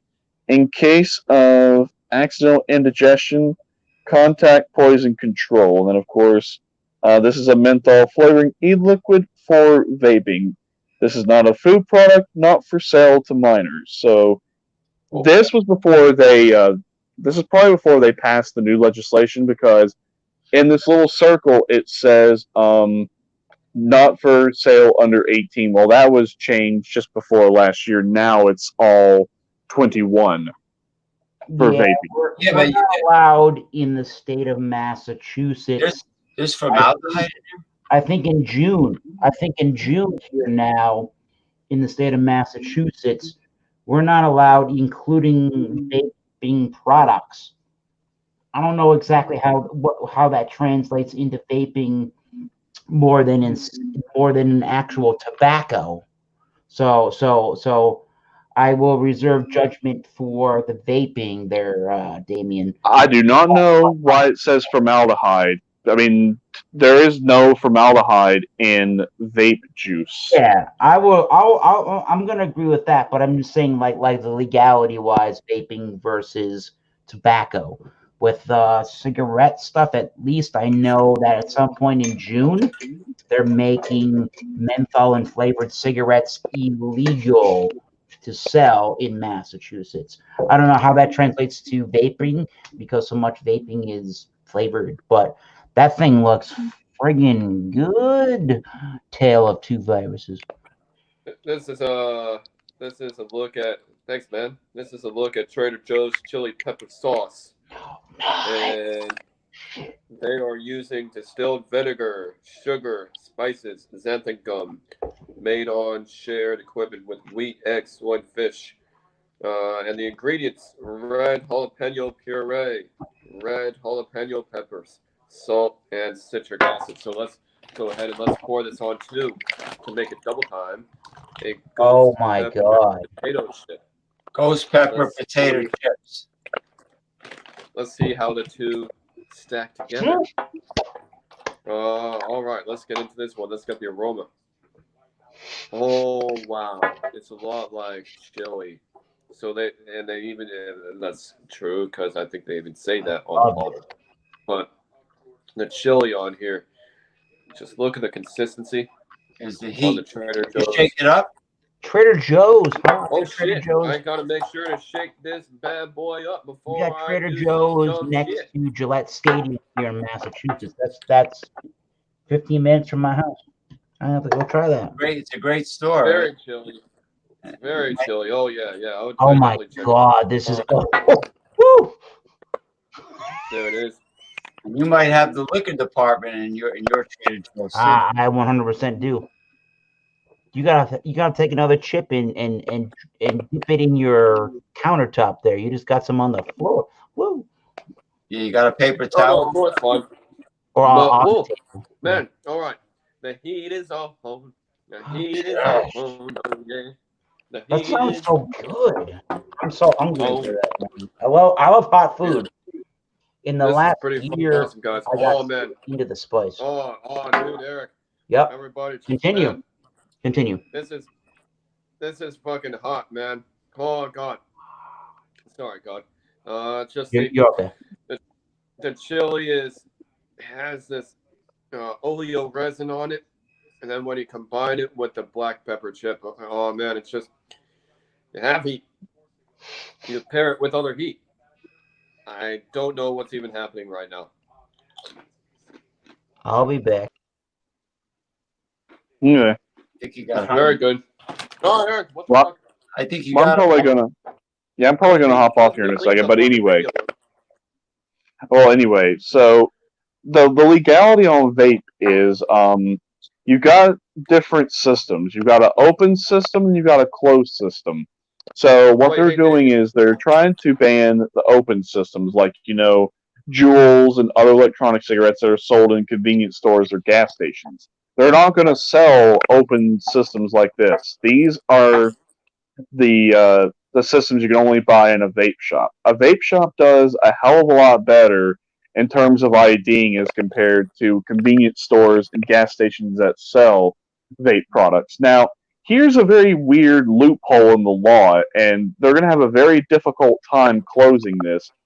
An electronic cigarette is like a closed loop system like a Juul. An open system like this is technically not considered an electronic cigarette. It's considered something else, which actually cannot be controlled or regulated by the FDA, and it also cannot be controlled by the ATF because this technically is not considered a tobacco product because they're not getting the nicotine that comes in certain e-liquids like this from tobacco. They're getting it from other sources. So, by the legal definition, it doesn't fit the criteria of an electronic cigarette. Whereas nicotine that goes in electronic cigarettes, they do come from tobacco. Systems like this do not. So that's why, in all honesty, they cannot ban vape products. Now, I know states are trying to ban things on a state level, like flavors and stuff, because they say they appeal to children and all that, but that's complete nonsense. Part of the reason why people are quitting smoking and going to the vape is because of all the different flavors. Some flavors might appeal to kids, but anything can be marketed to children, but it's not their fault if a product is intended for adult use and it gets in the child's hands, then that's a misuse of the product because children are not supposed to be vaping, but they are. You shouldn't be holding them accountable. Hold the places that are not IDing properly accountable, but then yet that can only go so far as well. So who is of legal age can go and buy a vape and then give it to a minor. Even though that's illegal, they still do it anyway. So this whole entire moral majority and nonsense is just not going to work. Just want to give my review of this. This is 98 out of 100. Oh man, on that hot chili. The chili, yeah, the chili guy. It's just the jalapeno. It's just, oh man. And you know the ghost pepper chips were already intense, but then you add it with the chili. Oh man, no, I this like looks to like try we good have hot sauce on a blue corn tortilla. A blue corn tortilla chip. I bet a good hot sauce. Oh yeah, what do you guys think about hot sauce on I think things? it's very medicinal. The hot peppers are very good for the circulation, for cardiovascular people with cardio problems. Oh yeah, if you see the food challenges that people eating all the hot, they're actually really eating it because they probably think that it's very healthy for them. Yeah, and also it's So, it's and it very tastes fucking good. it has more vitamin C than citrus, more vitamin C than citrus, and more beta carotene than a lot of things. Vitamin A. Holy shit! Yeah, What in this fucking country, man? Why do people get into bullshit like sugar and uh, you know bullshit energy drinks and bullshit food? Why can't they do beer and hot pepper sauce? I mean, I can't say anything because back when I was a teenager, I used to drink the shit out of energy drinks. Like, I loved Red Bull and I loved the Monster out of the green can. Those are my go-to energy still make drinks. the Monster. I Oh, I still don't mean any energy drinks. I mean shitty energy drinks. I mean shitty ones, like really shitty ones that don't have any value or any nutritional benefit Right. whatsoever. well, But none of sorry, them are really tonics, nutrient tonics. They're they're predominantly meant for the caffeine content. Yeah. That's what I was talking about in my Four Loco video when I did the Four Loco watermelon earlier last week. Is when it first came out in 2005, it was a energy drink with alcohol in it. Well, those of us who were young and should be drinking Four Loco in the first place, well, we were doing dumb, stupid shit like drinking 3 and 4 cans of them and getting extremely wired on caffeine and getting extremely drunk and either blacking out and doing really dumb stuff or we were fucking dying left and right. So the FDA issued a ban in 2009 and said, you can go ahead and sell what you've got on the market, but starting January 1st, 2010, if this product is to remain on the market, then all of the energy drink aspects have to be removed. Well, in 2010, they removed the caffeine, taurine, and guarana from Four Let me tell you Loco, why that's and they wrong, but still go ahead. left the alcohol. Do what? You know why that's wrong? Is because you can still buy coffee stouts that have high ABVs in them. Well, they thought it was to protect the children because the children are doing dumb stuff. Even though it's intended for adults, it's like fuck that moral majority and stupid bullshit. Maybe But the children aren't drinking barrel-aged stouts with coffee in them. Okay, maybe.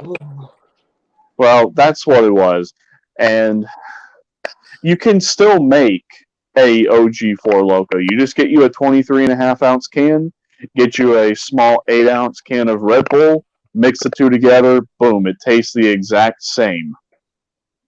Oh shit. The first time I ever got exposed to that, and I never tried it, was that Sparks energy drink. Ugh, I don't want to touch that. What about Well, Gatorade? I like Gatorade. The average cost. Gatorade doesn't have the caffeine aspect that everybody got riled up. Mountain Dew, I heard was No, high. it doesn't. Oh yeah, Mountain Dew's really high in caffeine. Yeah. Woo! Yeah, Mountain Dew is basically like liquid crack. Yeah, well, they said the average dark roast 12-ounce coffee is like 300 to 400 milligrams of caffeine. Woohoo! Oh man. Average coffee has more than espresso does. It really does. It has more caffeine. Well, an espresso, if you're drinking like something strong like Turkish espresso, where they mix the gunpowder, it's really fine. They mix it in the water with a lot of sugar, and then Not drinking that. they pour it, into the small cups. So that's probably what you're talking about. Like the average Dunkin' Donuts dark roast, or Starbucks, which is a ripoff. But anyway, Yeah, Starbucks is a fucking ripoff. Yeah, I've had Well, though- several coffees and teas from Starbucks, and in all honesty, you're better off just going and buying like a 12-pack of Lipton green tea, and you're gonna get like the same level of quality, if not better, at a much cheaper price. Ugh. yeah, That beer doesn't even taste good right now. Nope, that beer tastes bad right now. But yeah, there's so many people. I want to go to sort of to a different topic really fast, which is there's so many people that are doing the riots and stuff. And some of these people, one of the videos that I saw recently was people in Minneapolis were burning mattresses underneath the bridge, and one of these guys that was doing it was like, he was homeless, and people are just doing a lot of the burnings of buildings, and they're homeless and they don't have anything better to do. So let's get fucking wasted and let's just riot. Like, that's not any good, right? Let's get wasted and then let's riot. No, it reminds you're missing the of boat. Escape from New York with Kurt Russell. When New York was a penal colony, or Mad Max Beyond Thunderdome. Where everybody's losing their mind and reverting back to Neanderthal days, or Cro-Magnon. Yeah. Like a de-evolution. Yeah. I don't know. It's Seattle, Washington. Even there, I'm surprised. I'm surprised. There were a bunch of people that Great, were both of doing you. the rioting. They were doing the protesting here in Boston. They're talking to, like, we're doing this civilized, and we're not promoting and doing the violence and stuff. And then what happened a couple of hours ago is that there was live on television in Boston, one of the police cars was totally engulfed in flames. Like, are you really trying to not promote violence? Because it looks like you sure are. Nah, they're promoting it. They're using it as an excuse to loot and steal, like they did in Los Angeles. Rodney King, same deal. I saw another video earlier of people in downtown Rochester, New York. They had got out of some store, and they had all these boxes of shoes, on them, and they're walking out of the store. And then what happened? There were like 2 or 3 different people that, as this person's walking out with this box of shoes, a couple of people just came up to this person and started stealing the shoes that they themselves, looted. And then these people are looting the person that looted. They're relooting. Mm-hmm. They're relooting, even in Rochester, which is on Lake Ontario, I believe, across from Toronto. Yeah, it's way up. I went there last year to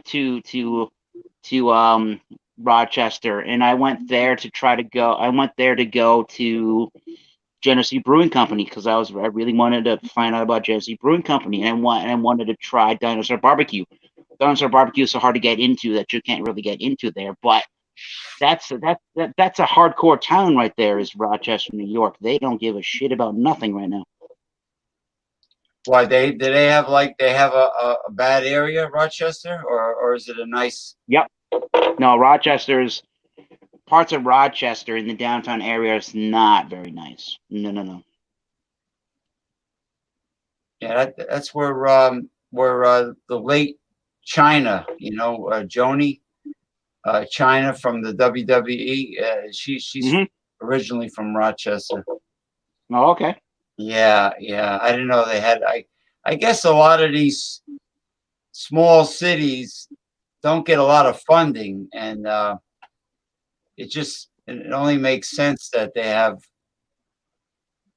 very rundown areas.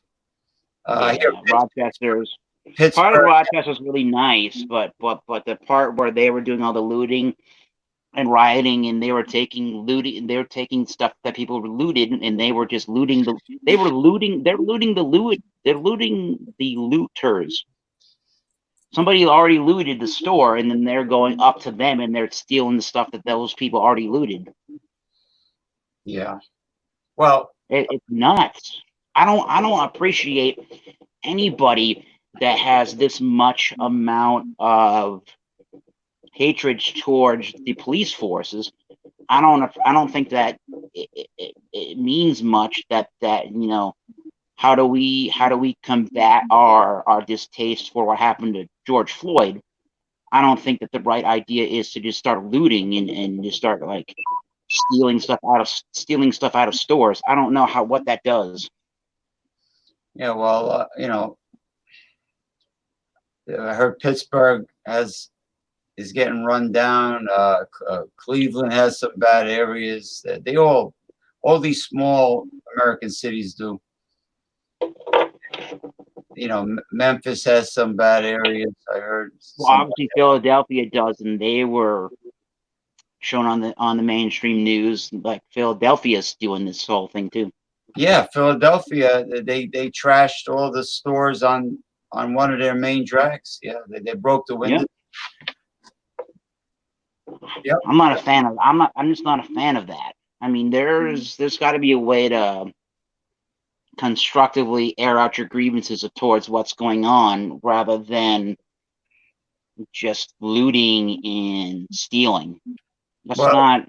I don't know what that solves. Not a whole bunch. Just protesting alone seems to be falling on deaf ears. So maybe the anger is gotten out of control because nobody really pays attention to the people. But they're misdirecting their violence.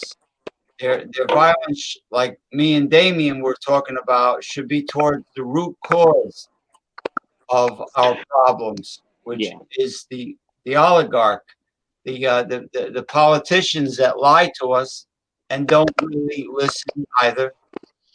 And they're not held accountable for anything. You're right. Once they get in, and it's the establishment. I mean, don't destroy your own community. Direct it towards the establishment that doesn't work for you. They just work for the wealthy. And we have a really good in where I live.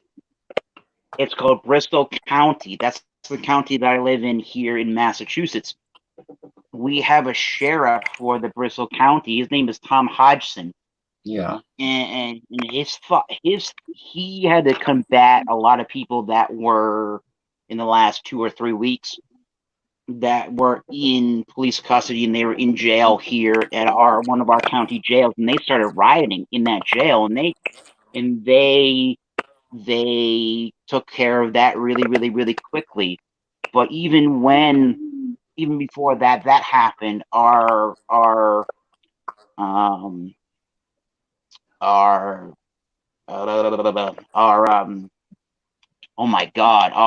sheriff there, Tom Hodgson, he had this idea a year ago maybe, which was, all these, Donald Trump wants to have this wall built on the Rio Grande and to keep the Mexicans out of here. So what was his thought? Our sheriff, why don't we use these delinquents that are in prison? Why don't we use them to help build these walls? If we really want to do it, there are people that aren't doing anything else with their lives. Why can't they help to build the wall? And then everybody got really angry about that, going, well, we don't need a wall as it is. Why do we need people that are already incarcerated doing something good with their life? Because you're putting it too. Done with their life. because you're putting a 2-dimensional object in a 10-dimensional reality. That's why it won't work. That's why some people don't think it would work, right? Yeah. Okay, well, look here. A wall. It's got height and it's got width. All right? Well, these are Somebody's just gotta two build it. dimensions of our 10-dimensional reality. Do they not think people can go over it? They can go under it, and they can also go around it. Do they not understand how reality works?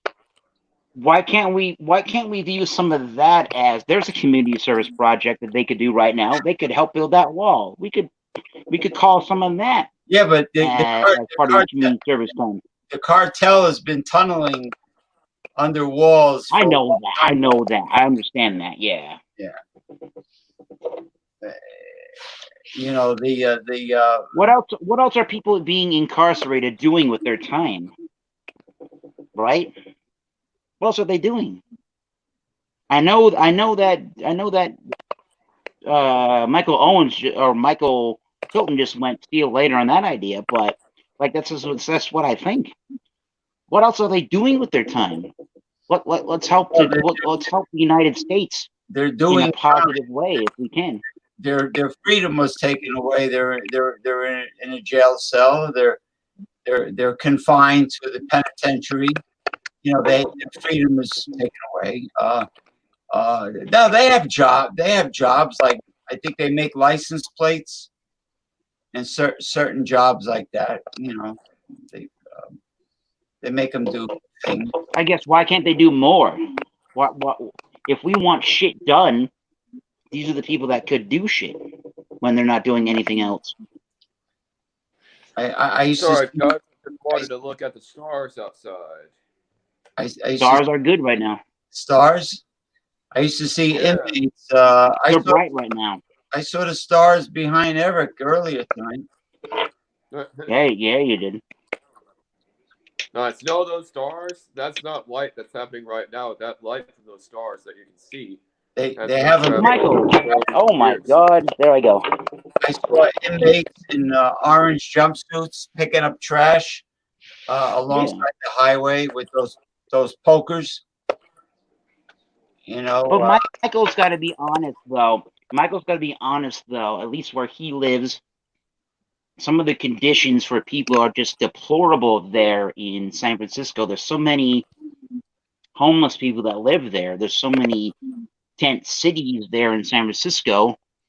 And there is a drug problem there in San Francisco. And what's Nancy Pelosi's thought about the drug problem? What's the politicians' thought about the drug problem over there? It's let's congregate everybody together so that they can safely use needles and they can safely use drugs. Like that doesn't solve anything. That just prolongs the problem that you have. Los Angeles has a homeless problem. They have a tent city. We have a lot of needles on the streets of San Francisco, and it's not only low-income areas. It's everywhere. San Francisco is just inundated with needles, and we're doing a health problem now. Part of the problem. We need to do a health problem. Part of the problem with that, though, in order to fix the city. Legalize it all. Take it out. But part of the problem with that there in San Francisco, though, Michael, you got to agree with that, though, is that part of the problem. A lot of the problem is that compared to a lot of other places in the United States, there are incentives given to these homeless people to go and to stay in San Francisco because they're going to be given benefits above and beyond what other places are going to give them for being homeless in San Francisco.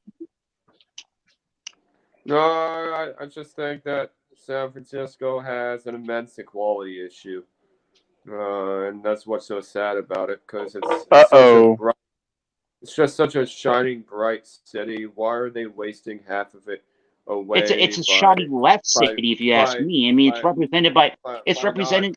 Your area of the country is represented by Nancy Pelosi, and is Nancy Pelosi caught dead roaming? Is Nancy? Would you think that Nancy Pelosi be caught? But listen, would you think that Nancy Pelosi be caught dead roaming around are walking around in San Francisco and looking at what's going on personally on the ground level and trying to fix it at the ground level. She wouldn't be Well, caught dead roaming around if I in the may, it's just especially in the San Francisco Tenderloin, has been especially in that wealthy. Tenderloin area of San Francisco. She wouldn't be caught dead roaming around there. That's the most dangerous part of San Francisco you probably have is the Tenderloin area, and it's scary because when I went there 2 years ago, I was in a Marriott, which was right next to the Tenderloin, and every time I would go and get back to my hotel, I'm like, we got to go through the Tenderloin. That is just a creepy area there in San Francisco, if you ask me.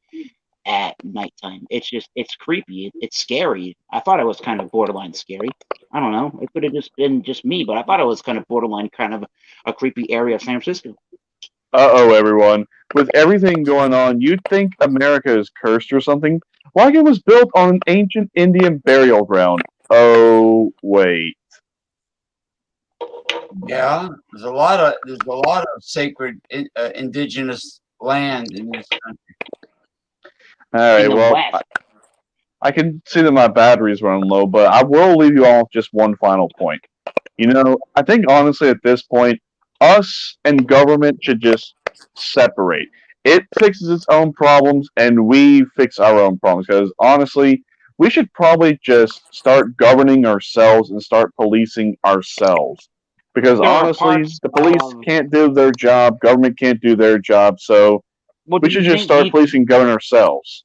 Do you think this a little bit? Do you think this a little bit, Damien? That there are parts of our history that if they're alive now, they could be rolling around in their grave, and those people are like the anti-federalist people. Do you think there are that? I'm not. I don't know if I agree or disagree. I think I'm more on the disagree side.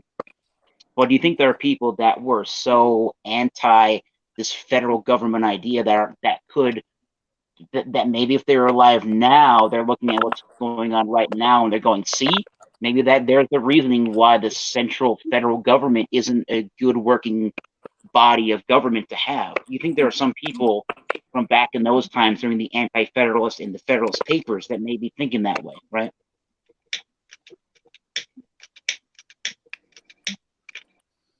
Do you think that, Damian Owens?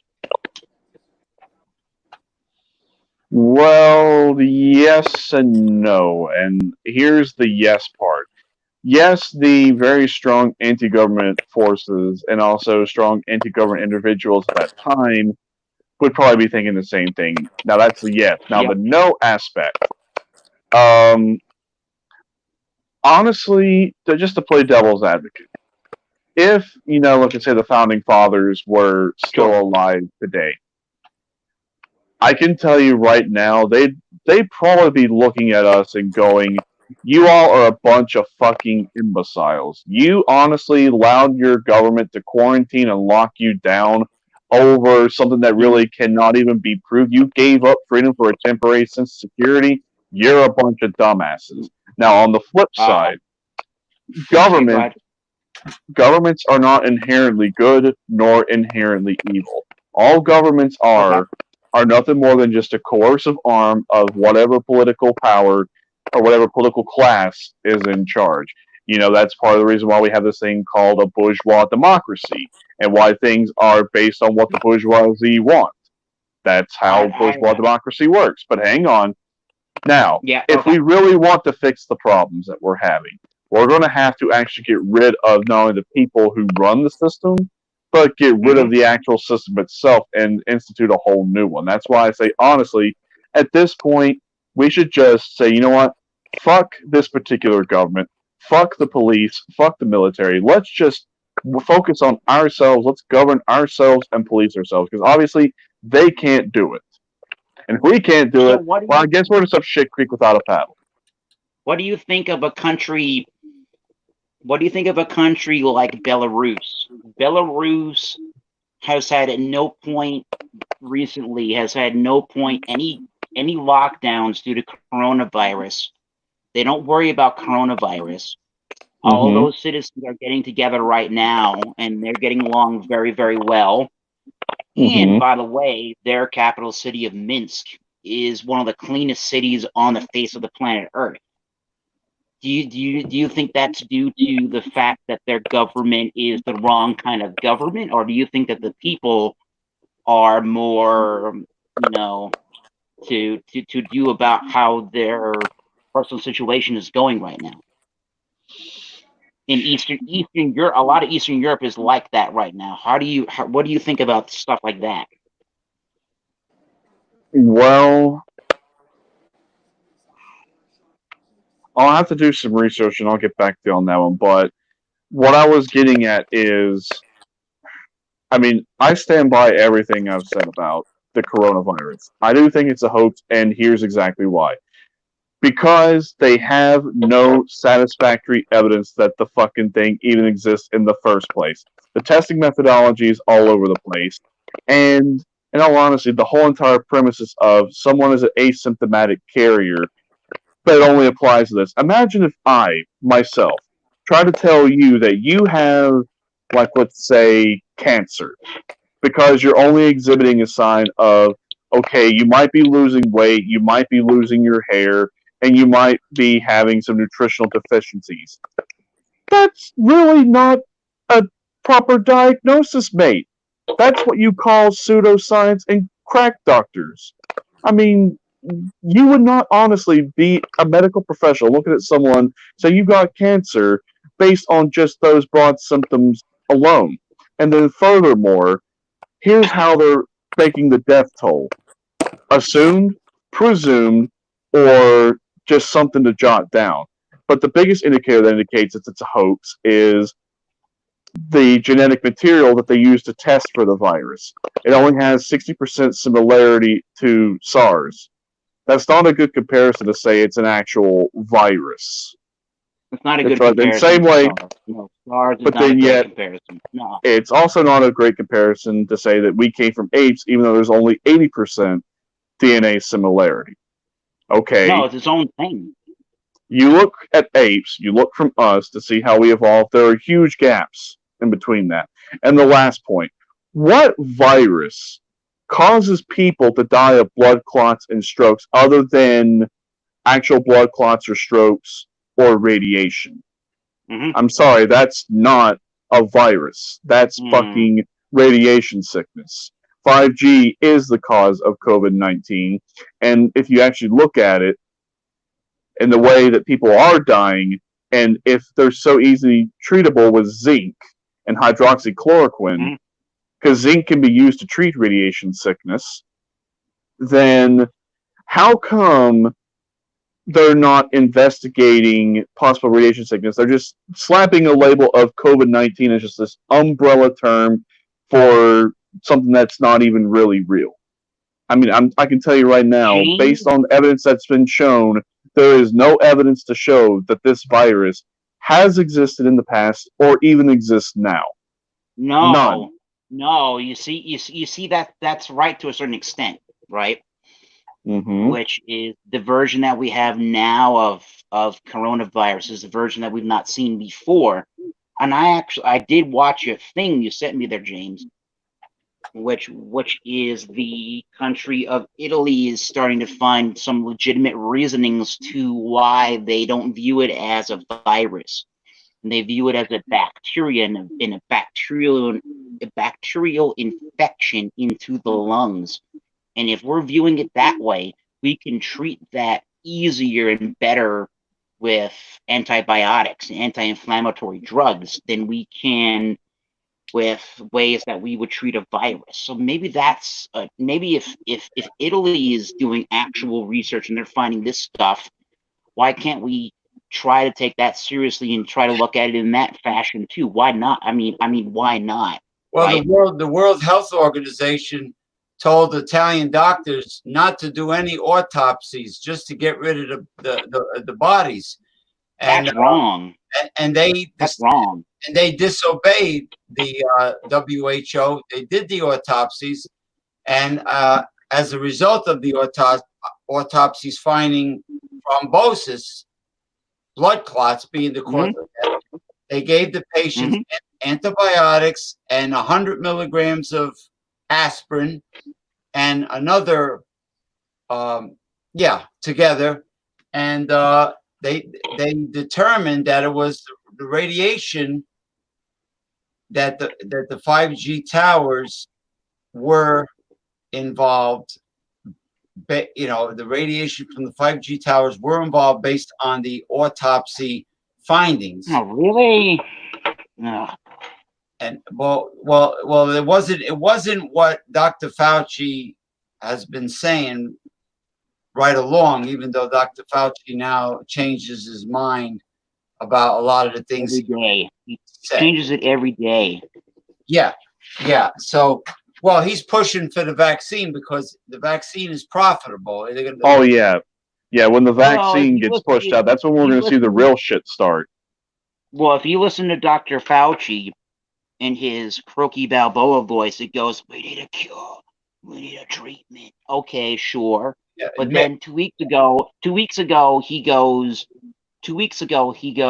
"Oh, we need a cure and a treatment, right? Don't start getting back together in normal society. We need to still be quarantined." And then like a week ago and maybe 5 days, he goes and says on the eve on that week leading up to Memorial Day, he goes, no. We can't just put masks on. We can't just live this way forever. It's like, make up your mind, and make up your mind in a very, with science involved in your thought process, what you want us to do. And then he went on 60 Minutes and said this crap that we shouldn't be just doing what we're doing right now, but he's been advocating that we do what we've been doing for a long time now. It's like, you need to make up your mind. Not only you need to make up your mind for the better of the people to decide what they need to do with their life right now, but there's so many states here in the United States that are going to be using not only their numbers in their states for cases, but they're going to be using what this coronavirus task force, including Dr. Fauci, are telling us. The states are going to be using that in deciding what they do as far as opening their states. So if you're not being very transparent, you're not being as honest as you need to be, and you're flip-flopping on what you need to be telling the American people, it's going to be very hard for these states to decide what they're going to do. All right, well, let me put it to you this way, and I'm going to hop off here. From just a purely legalistic perspective, as to actually really prove this virus exists, like let's say you as a prosecuting attorney, we're trying to articulate your case before a judge, and this is the evidence you present. We have this virus, and we're basing it off of this RNA similarity index of only 60%. The testing methodology is all over the place because we're only testing for the genetic material of the virus, but they're not specifying what genetic material of said virus they're looking for. So you have an inconsistent testing methodology. The test can show whatever they want just by changing it by this or that. And then you have something that can be very easily shown that it can honestly really be just the cold, the flu, the pneumonia, an upper respiratory infection, what have you. And then yet you're trying to show that this virus exists based on all this evidence that really is extremely circumstantial and is not really solid. Because if let's put you this way, you said that you knew someone who had COVID-19. Right? Yeah. Well, hang on. So you say you knew someone who had COVID-19. I actually do have a friend of mine that his father actually legitimately died, and his primary cause of death was not COVID-19, but his COVID-19 symptoms did not help him in his longevity of life. Let's put it that way. All right. Well, what symptoms was he exhibiting? More or less, he was I don't want to get this wrong, but my recollection was, and again, don't let me get this wrong, because I don't want to do that, because that's disingenuous to him and his family. But a lot of it, I think, was what we tend to think of, and where you're probably going with this was just answer to the best of your knowledge. I'm just trying to think of the name of it, the common name of it. Not malaria. That's not the word. the influenza was more or less what was a driving force of his death. Okay, so they're saying he didn't But die it of is- COVID, but then yet he had the flu. Yeah, to be also diagnosed with the COVID-19 didn't really help his influenza really get any better. Let me put it that way for him. Yeah. Okay, so he had influenza, then he got diagnosed with COVID-19. Did anything really change? Yeah, that's a very great point. I don't know the answer to that. My thought would be that probably no. Okay, but you don't definitively know, but you're just going to go and say guess no. He at least didn't get any better because his status didn't change any better because he just happened to get diagnosed with COVID-19. Yeah. Okay, so he Yeah. had the flu, and nothing really changed after the COVID-19 diagnosis. All right, now we're getting to somewhere. Because, like I said, if you were to articulate your case before the judge to show Yep. beyond reasonable doubt that this virus exists, Yeah. and that's the evidence Right. you got, a judge in their right mind is going to laugh at you and Yeah. say, "You've proved nothing. Get the hell out of my courtroom." You're the most, the way you just put it right now to me, and I hope James, I'm not saying this negatively to James, don't get me wrong, but the way you just put it there is one of the best ways I've heard any argument against COVID-19. That's the best way I've ever heard it put. And I believe you, I feel you on what you're telling me right now about it. So don't get me wrong on that. However, if COVID-19 is not a thing, and we talked about this before, and I got a little defensive with you because I felt like I needed to, and it's not about you as a character or as a person, so don't get me wrong on that. If I've been out of work since the end of March, and I'm still not at work now, a lot of that has to do with sports. But if I'm out of work still, and I've been out of work since the end of March or the third week of March, like, how can we consider COVID-19 to not be a legitimate, thing or even a little bit of a threat to anybody? Like, if that's not the way that it works, then I shouldn't have ever been out of work. And our major sports leagues, NBA, MLB, NHL, and the NFL, which might just be able to do their own thing, why are they still not playing? All right, well, that is a very good question, and here's the answer. See, since COVID-19 really is not a real thing, this was done as a psyop and done as a scare tactic to make people believe that something really did exist or something was a threat. What? To see their reaction. What happened? And I'm glad you're still here standing right now, the both of you. But what? And I'm not trying to guess what happened to any particular individuals on this panel right now.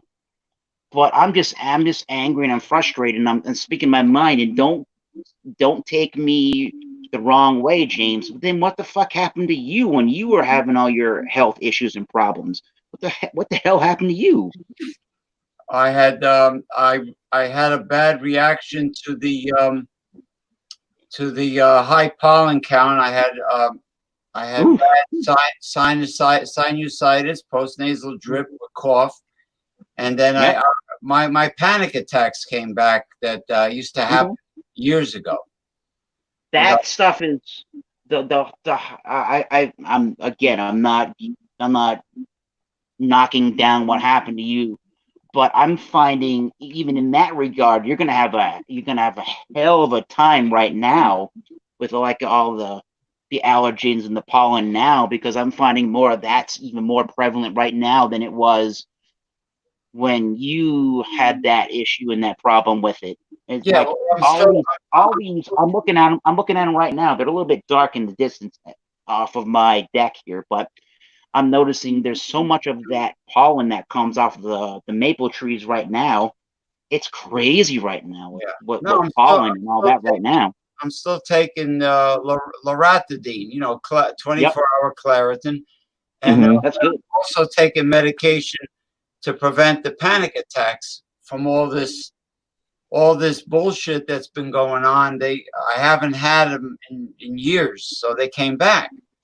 So Yeah. I'm getting something for that. All right. That's it, basically.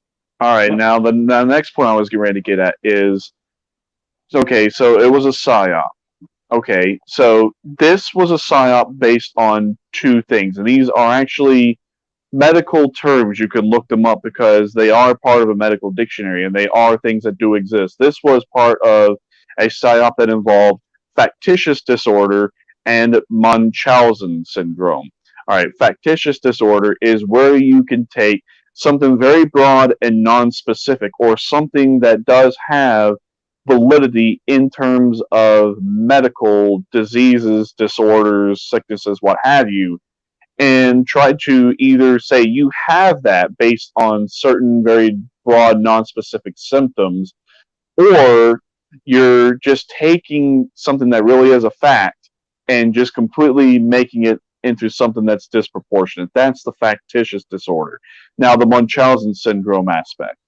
Munchausen syndrome is where you look at someone and say that they're sick, and you give them treatment based on this sickness that they have, but they're given a specific treatment that in reality causes more harm than it does good. It'd be like the same way as saying, like, a parent saying that their child is sick in order to get certain medical care.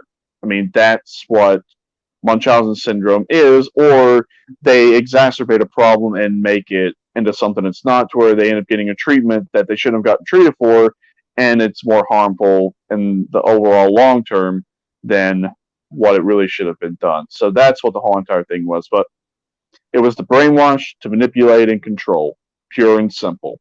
There was no virus outbreak. There's not going to be a virus outbreak, but they planted the thought in people's minds that there was one. Well, now Dr. Fauci is saying there's a really good chance that there won't be a second wave of corona. He keeps on changing his mind, but he, you know, but he originally was pushing for the vaccine originally, all the time, but now he's saying, oh, we probably won't get a second wave.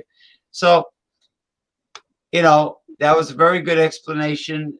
It was a huge blockbuster of a show. We might have gone the longest we've ever gone, so we might as well wrap. Yeah, I got nothing else to say, and I'm going to go in here and probably play some Red Dead Redemption 2. Yeah, and I'm a tad bit hungry, so I'm going to go inside. But I'll see you in cyberspace. All right, see you. Bye bye.